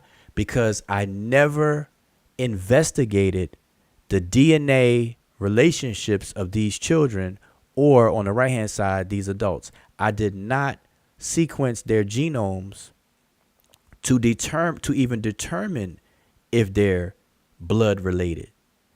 I didn't do the same thing for these children with the green shirts on. Therefore, because I didn't do it, I can't make those claims. I can't make those claims. So that's in a nutshell what Greenberg did versus what he didn't do. So now, what linguists are doing since Greenberg up until today, they are now looking at the genetic material, the DNA. They are actually looking at the sequence of these people, and they're finding out who is actually blood related versus who is not. And if they're not blood related, they have to take them out of this group. And they have to explain it. They got to form a new group or create a new model to explain the relationship results through by way of DNA versus just the t-shirts. So I hope y'all understand. So there's one results just looking at the t-shirts. I got two groups. But if I look at the DNA of all these individuals, I have to create different groups to put people together. Whoever's related versus who's not. That's the difference. And that's what's going on with this controversy. And people don't understand that. So when somebody like Asar Imhotep is having a conversation about these different actual language families, they're talking about genetic language families and not typological and mass comparison families or groupings or classifications. That's the difference. And the crazy part to me is that all these linguists are saying the same thing. They like it clearly, like you open up pretty much any linguistic book today, they're going to mention and say that Greenberg's classifications that he proposed in the late 50s or 60s, and we can zoom in on the date, has issues. It's been criticized. It's been debated. It's been revised. It's been reevaluated. Like you'll see this everywhere. But yet, people still don't understand. So hopefully with the example I just gave, people could understand the difference a little better. It's just the application. Go ahead, MK. Oh, now I was just saying, so just for people to understand, so basically what you're saying is, what you have on the screen is what we can, we can use as an example and say this is what Greenberg did, and then as time passes by, obviously there have been discussions and debates among linguists and whatnot, especially African linguists. I know that for a fact, that come in and say, hey, something is wrong with this particular language and things like where it doesn't belong in this group. So then they do the comparative, the historical comparative method, they apply that, and then they come up with so then there's updates. So let's say, for example, in the green section where you have the blonde, the blonde girl, and linguists come and say, we've done the genetic work on these people, and this blonde girl should be in the red section, and then and maybe the black boy sitting next to her, they get taken over to the next section, and then a few people, maybe the guy in the glasses in the front from the red section is like, that person belongs in the group in the green section. So things get moved around. And then maybe they also found that among those two groups, they should also have another third group that some other people from both the green section and the red section need to be taken out and put in a separate group because they don't even belong in those two groups and whatnot. So in that sense, now what is kind of happening now is some people still using, once you have something new from that is different from, because whatever the current working classification that we have, which is still in progress, is different from what Greenberg has. So now the question is it correct to still use Greenberg's classification when talking about genetic related families, when there is already adjustments and updates that that has been done, and a new list has been made, and classification has been made that is slightly different from Greenberg. So that the question is, why would you want to use that? uh, Unless you're talking about topological features, why would you want to use that in discussing genetic related families when that work produces something different? Okay, right. You said a mouthful. So was that you asking a question? And I was just saying, so that's really the basically that's what the question is for those kind of people who still want to use Greenberg's classification system in regards to comparative linguistic. Okay, Or, but here's the thing. If people would have caught on to what I just said, Greenberg's classification system, as proposed by Greenberg himself, is not even what people are technically using today. His name is still attached because of the popularity when it was proposed and the acceptance of it and so on and so forth. But since then, about 7 to 10 years in the future from when he first proposed it, everybody started to critique and to question and to reevaluate what he did, all the way up until to this very day. So there has been revisions, and there's still things that are strongly debated, and there's things that are split down the middle among linguists. So it's still a bunch of work and things are being done right now. It's just that Greenberg is a catch-all name that's attributed, just like we say Champollion for decipherment. You say Champollion, then everybody understands associated with decipherment. Right. Greenberg's name is probably going to forever be attached to language classifications, but it's already been shuffled around from his exact proposal, and things are still being debated. Like some things are completely taken out of what Greenberg did and put it to categories of their own. Like what was it as an example? I believe Omatic. I think. Yeah. But no, even the Khoisan, linguist considers Greenberg's grouping of Khoisan as a kind of a trash bin of a catch-all. Just because it has clicks, I'm gonna throw it in there. It was like the least evaluated. Linguists say this. And so now they say until those are thoroughly evaluated, they just treat that as a catch-all, as a what basically whatever doesn't fit in the other ones, we're gonna throw in the Khoisan group. That's basically what they did. And so that's what's been going on. And so the thing is,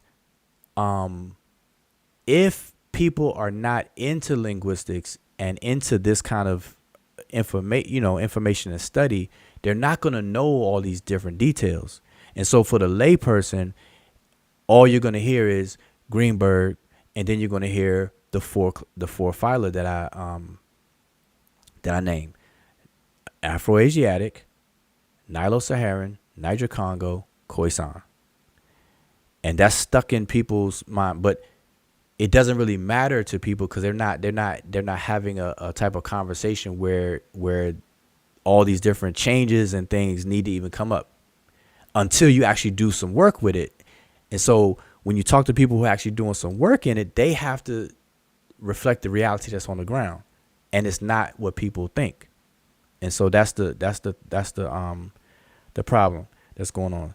So I want to share this as well, because notice when it comes to Greenberg's classification, as I said, he used what's called mass comparisons and typological features and things.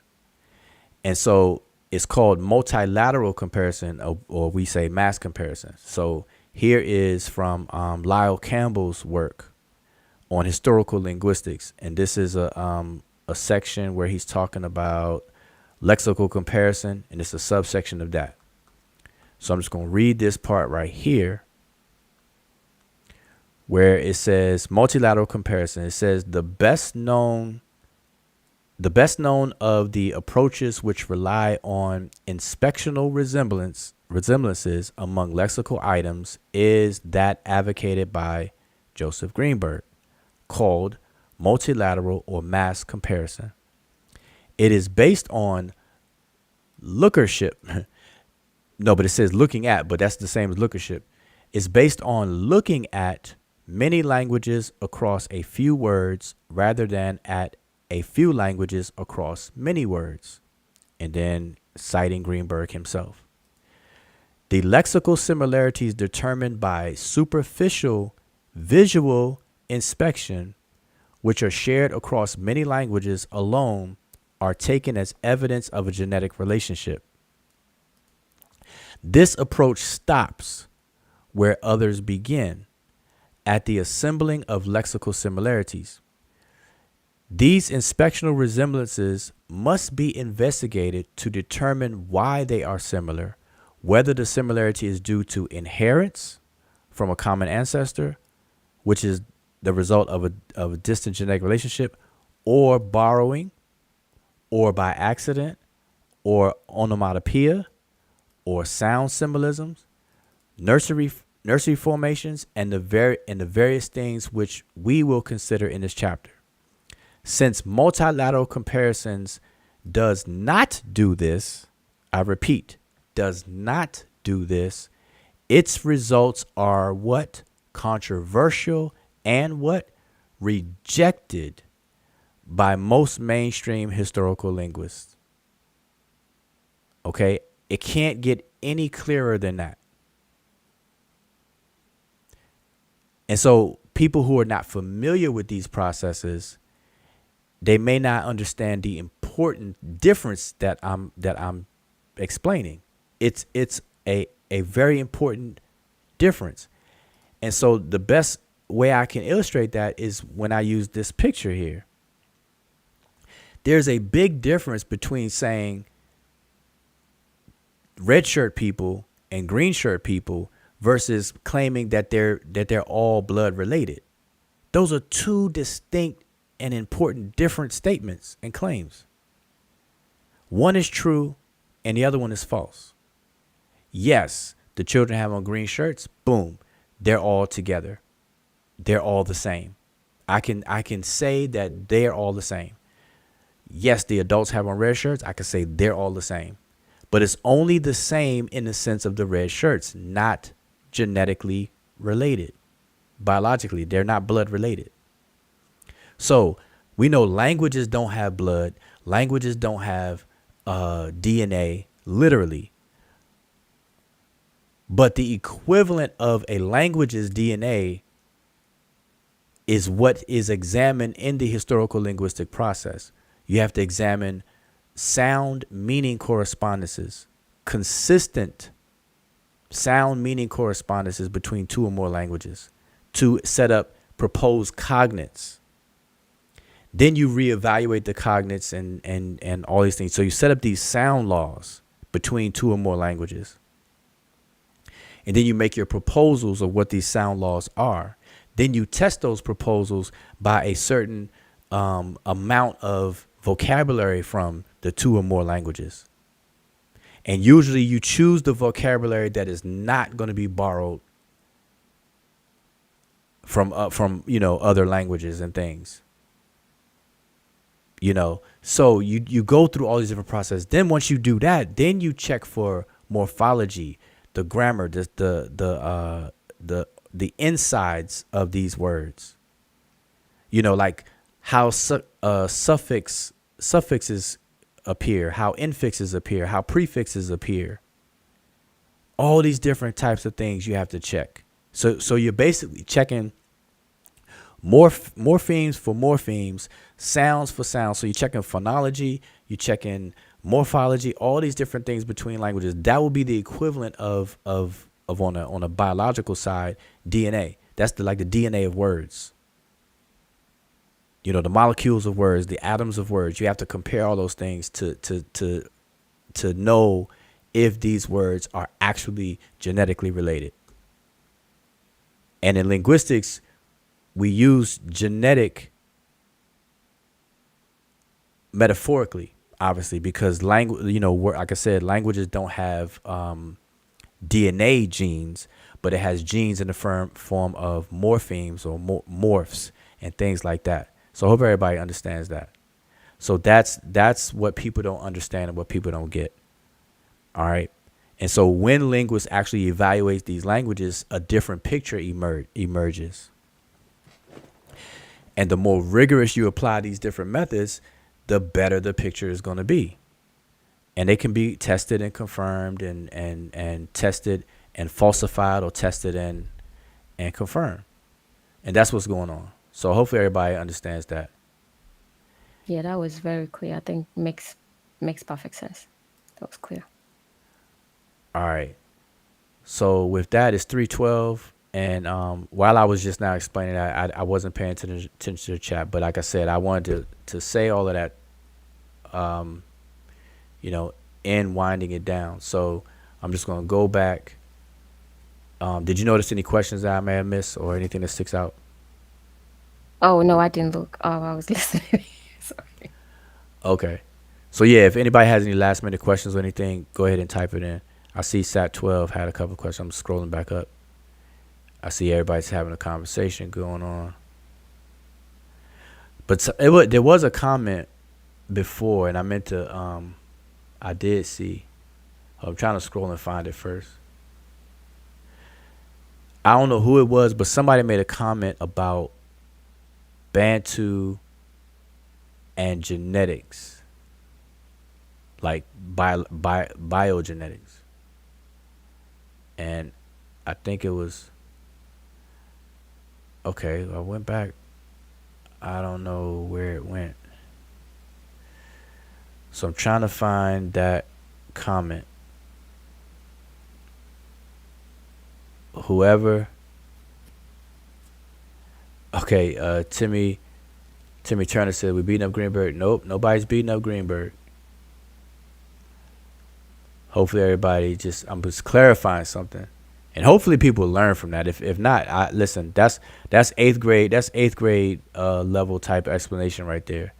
I've explained this literally. I know it's eighth grade because I've explained it when we were first going back and forth on this some like years ago, 6 years ago or so.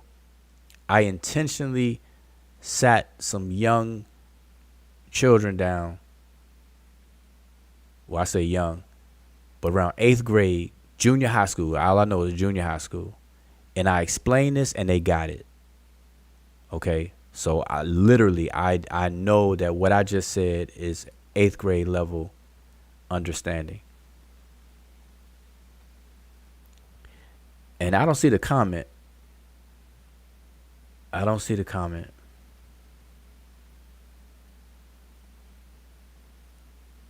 right, I don't see the comment. So I'm just going to go from what I had up there. All right, so Sat12 said, what are the families of African languages according to Christopher Ehret?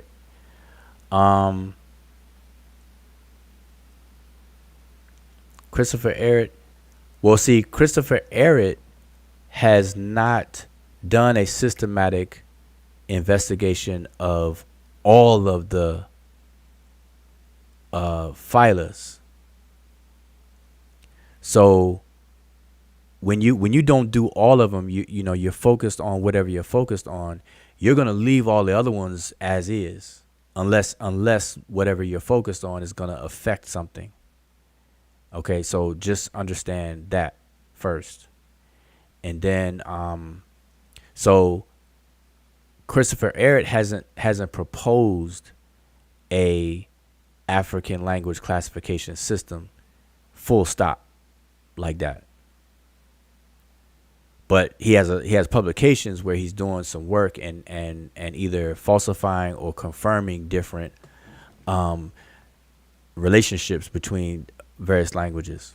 All right, and I know he did some work in among the Afroasiatic grouped languages.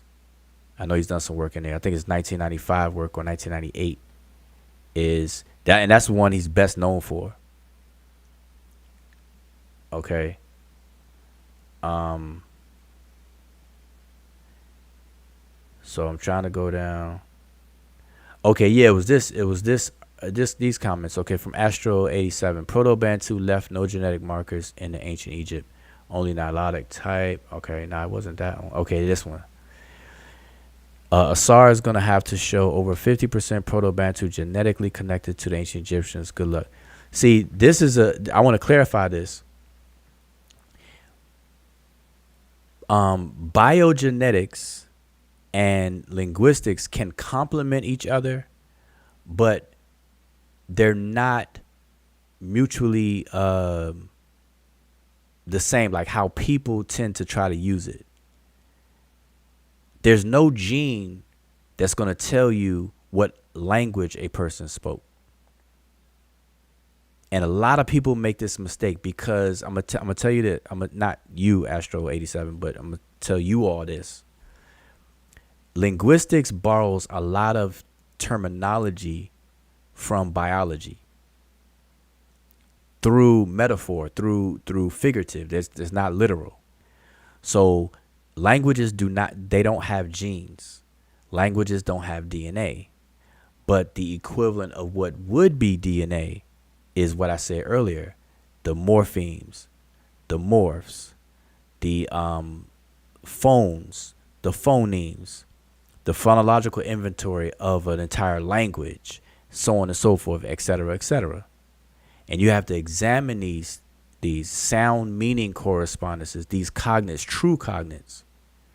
You know, you set up these words that you feel may be related. Then you establish sound meaning correspondences through these sound laws. You establish that. Then you propose cognates, and then you test. Test. You have to eliminate chance, eliminate borrowing. You know, eliminate universals. You have to do all of these things. It's a very complex thing to do. So, but my point is, we should never confuse biogenetics and all of that talk with linguistics. All right, so we have to understand that, but they complement each other. Linguistics and the facts that emerges from linguistic work can help in archaeology. It can help in anthropology, on the higher disciplines of anthropology and things like that. They can definitely complement each other. All right, but it's not a one for one. So I just hope that everybody understands that. Yep, I can definitely say that is true because, especially for me, and since I am from Kenya, I'm from the Luo tribe, which is considered a Nilotic tribe that if people using the Greenberg system will be under Nilo-Saharan and things like that. But once I did my DNA, if you looked at my DNA, you might you definitely are gonna lump me with Bantu on the Bantu side. But culturally, I would say I am Nilotic. So that if you're going by DNA, is completely different with with whatever culture or ethnic tribe you belong to. So never do that. I wouldn't do that because I'll be confused as hell. Yeah, and what people need to stop doing is when people are having a linguistic conversation, people have to stop bringing up biogenetics. Stop bringing that up, because it's just gonna conflate, muddy up the waters, and then it's too much to explain. And the only people that do that are people who don't do linguistic work. It's one of those things where if you do the work and you have the understanding, it's one of those things you just wouldn't do. You just wouldn't do it, and you will understand the terms, how they're borrowed. Even the word morpheme, the word morphology is a biological term. How organisms change, and in linguistics, morphs and things, they use the word. They adopted the word, And then genetic relationships. We know languages don't have genes, but even language, the word family, the word family is a biological thing. Descent, sibling languages, parent language, ancestor. All these words are also used in biology for human relationships and things. So we can't confuse the two. They're different. All right, just hopefully everybody understands that. So now, Sat 12, Christopher Ayres says African languages spoken today belong to 4 language families. That's the same thing Greenberg said. Oh, but he says Niger Kordofanian. So, notice it changed instead of Niger Congo because they have whatever. But I'm going to tell you, Christopher Ayres has not examined the full breadth of all these different language classifications. Languages within these classifications. So as I said, and I stand on what I said, is that linguists are going to keep things as they are because you have to talk about everything. You're going to keep things if you're not studying and whatnot. So I'm going to give you an example.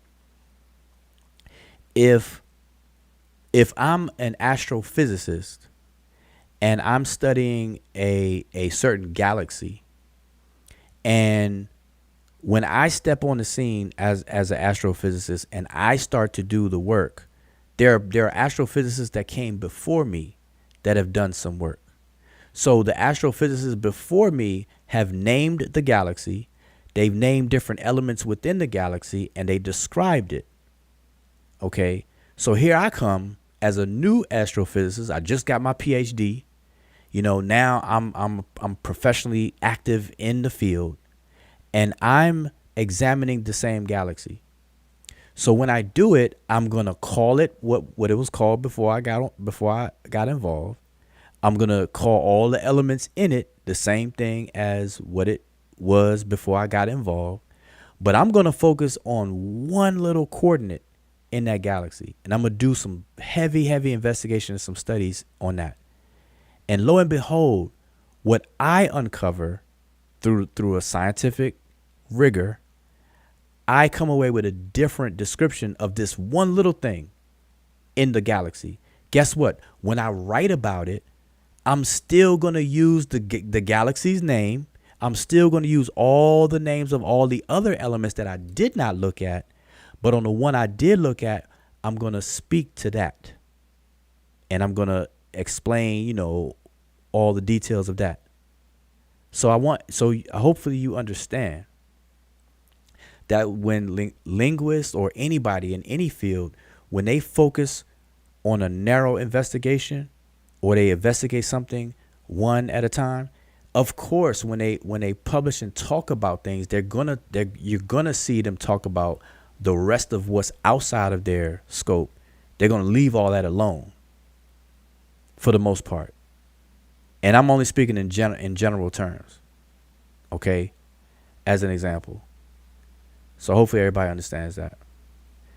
And that look like that's it. That's the last question. Everybody else having a conversation among themselves.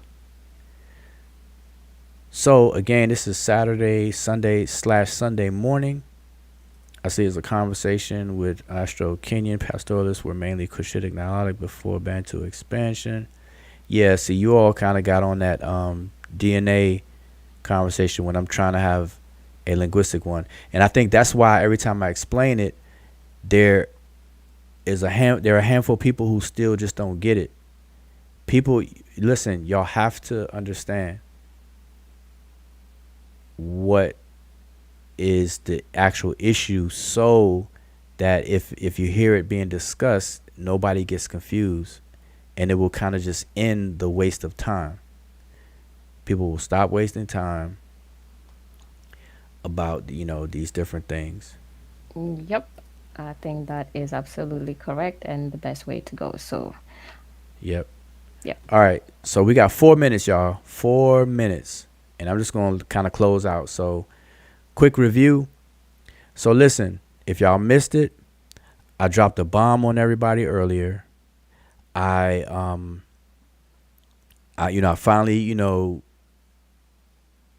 revealed some hard work that I've done, some field work. I've done a lot of field work.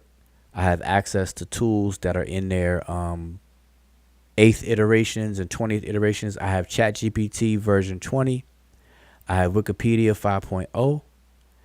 I have underground access to all museums, both here in America and abroad. What else? I have even the TLA. I have version 16, I believe, of TLA. So I have all this advanced things, and I was given full reign, full freedom to excavate anywhere I wanted to go in Egypt. And I went to Egypt, and one of the spots that I went to was under the front left paw of the Sphinx. And I discovered this tomb, and I discovered the secret name of ancient Egypt.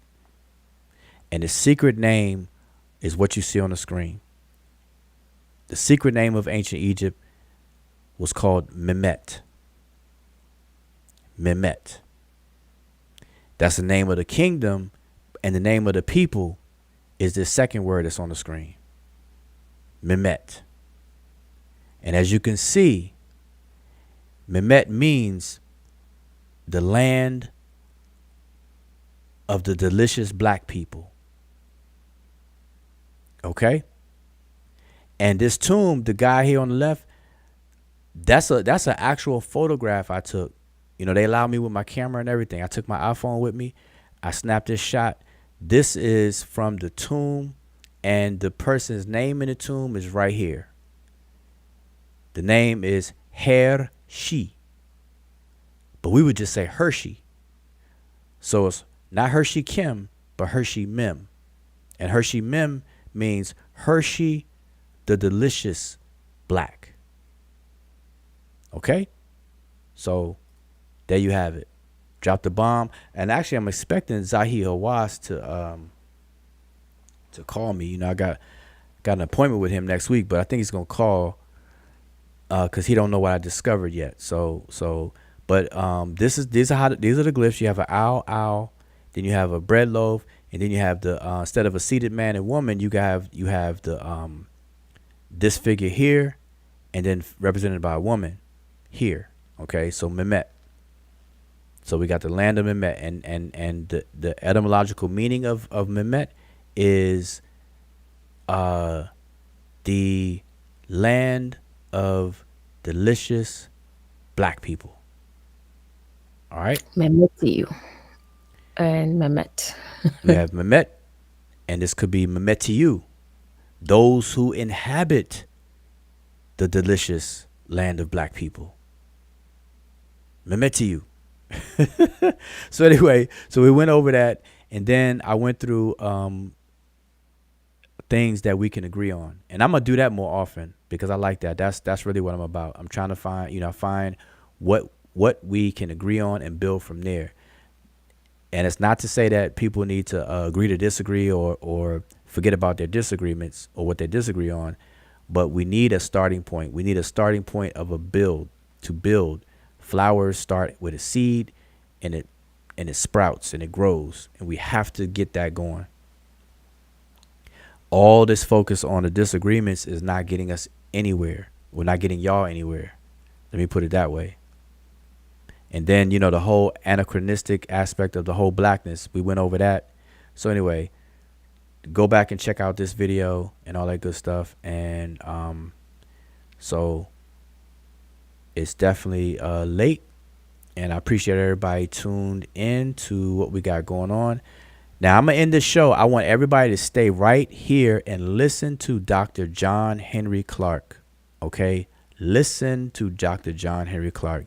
If you hold Dr. Clark in high esteem, or you one of those persons that name drop and talk about Dr. Ben, Dr. Clark, and all this other kind of stuff, take the man's advice. Stop fronting. Stop acting like you support, you know, black scholars, you know, the OG scholars and things like that by just mentioning his name in conversations. Listen to what these people say, take their advice or and whatnot. Okay?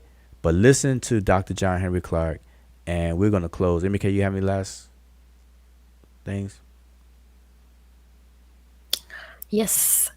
Dua to everybody that showed up. And also a special thank you, Dua to Asara M. Carr for joining on the panel and having a really good discussion with us. And we hope that everybody's going to take cue from that. And next time, y'all going to come on a panel and just discuss because it's just chilling. Probably tomorrow, we'll probably have another a chill, loose rap kind of show where y'all can come and just discuss anything Kemet based Egyptian Yeah. culture, language, and all that. So we don't want you guys to be scared of, not scared. We said we're not going to say that.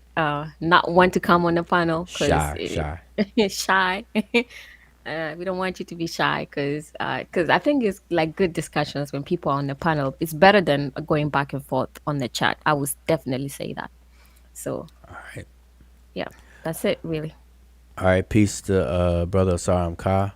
So our next, so we're gonna create a series called "Can We Agree on dot dot dot?" And nobody bite that now. I don't want to see nobody's YouTube with that title. All right, stop. Don't steal it. We're gonna say, "Can we agree on dot dot dot?" All right, we're gonna roll with that. But listen, for now, I want to say thank you, and appreciate everybody tuned in. But listen to Dr. John Henry Clark as we close out. So peace, and I'll see y'all next time.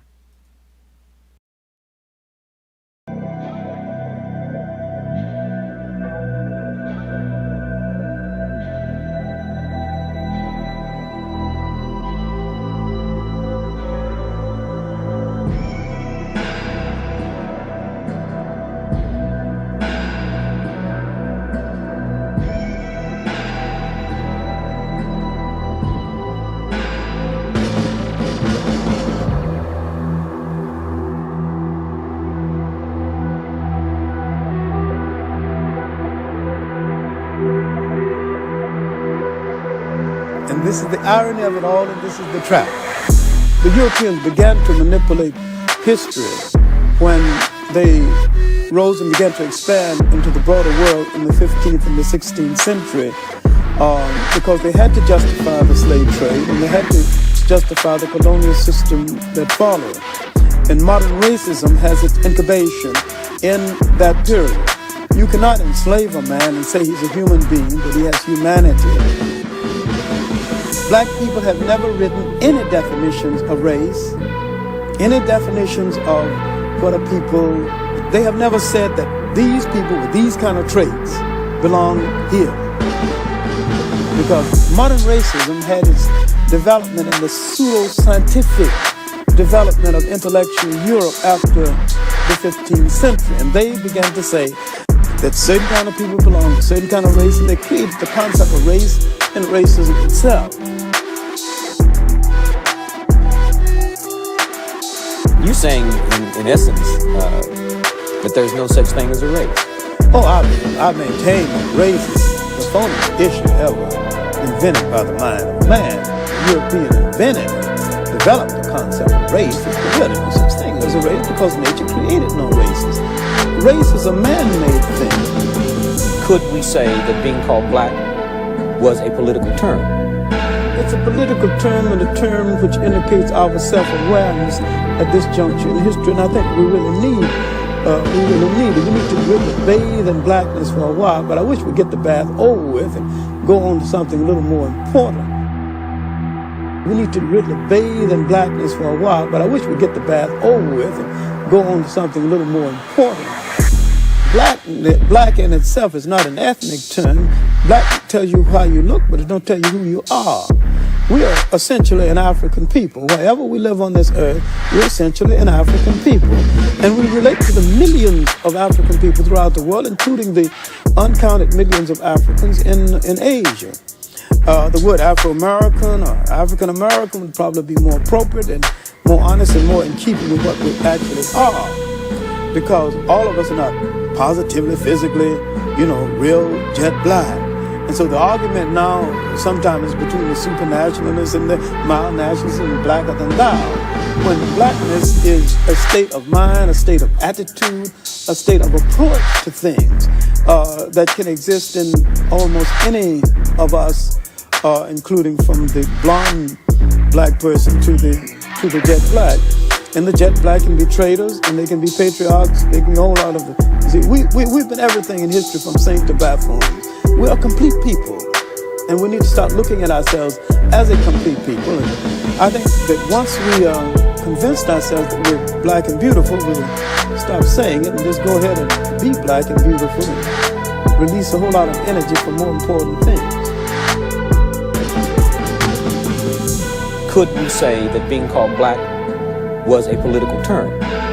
It's a political term and a term which indicates our self-awareness at this juncture in history, and I think we really need it. We need to really bathe in blackness for a while, but I wish we'd get the bath over with and go on to something a little more important.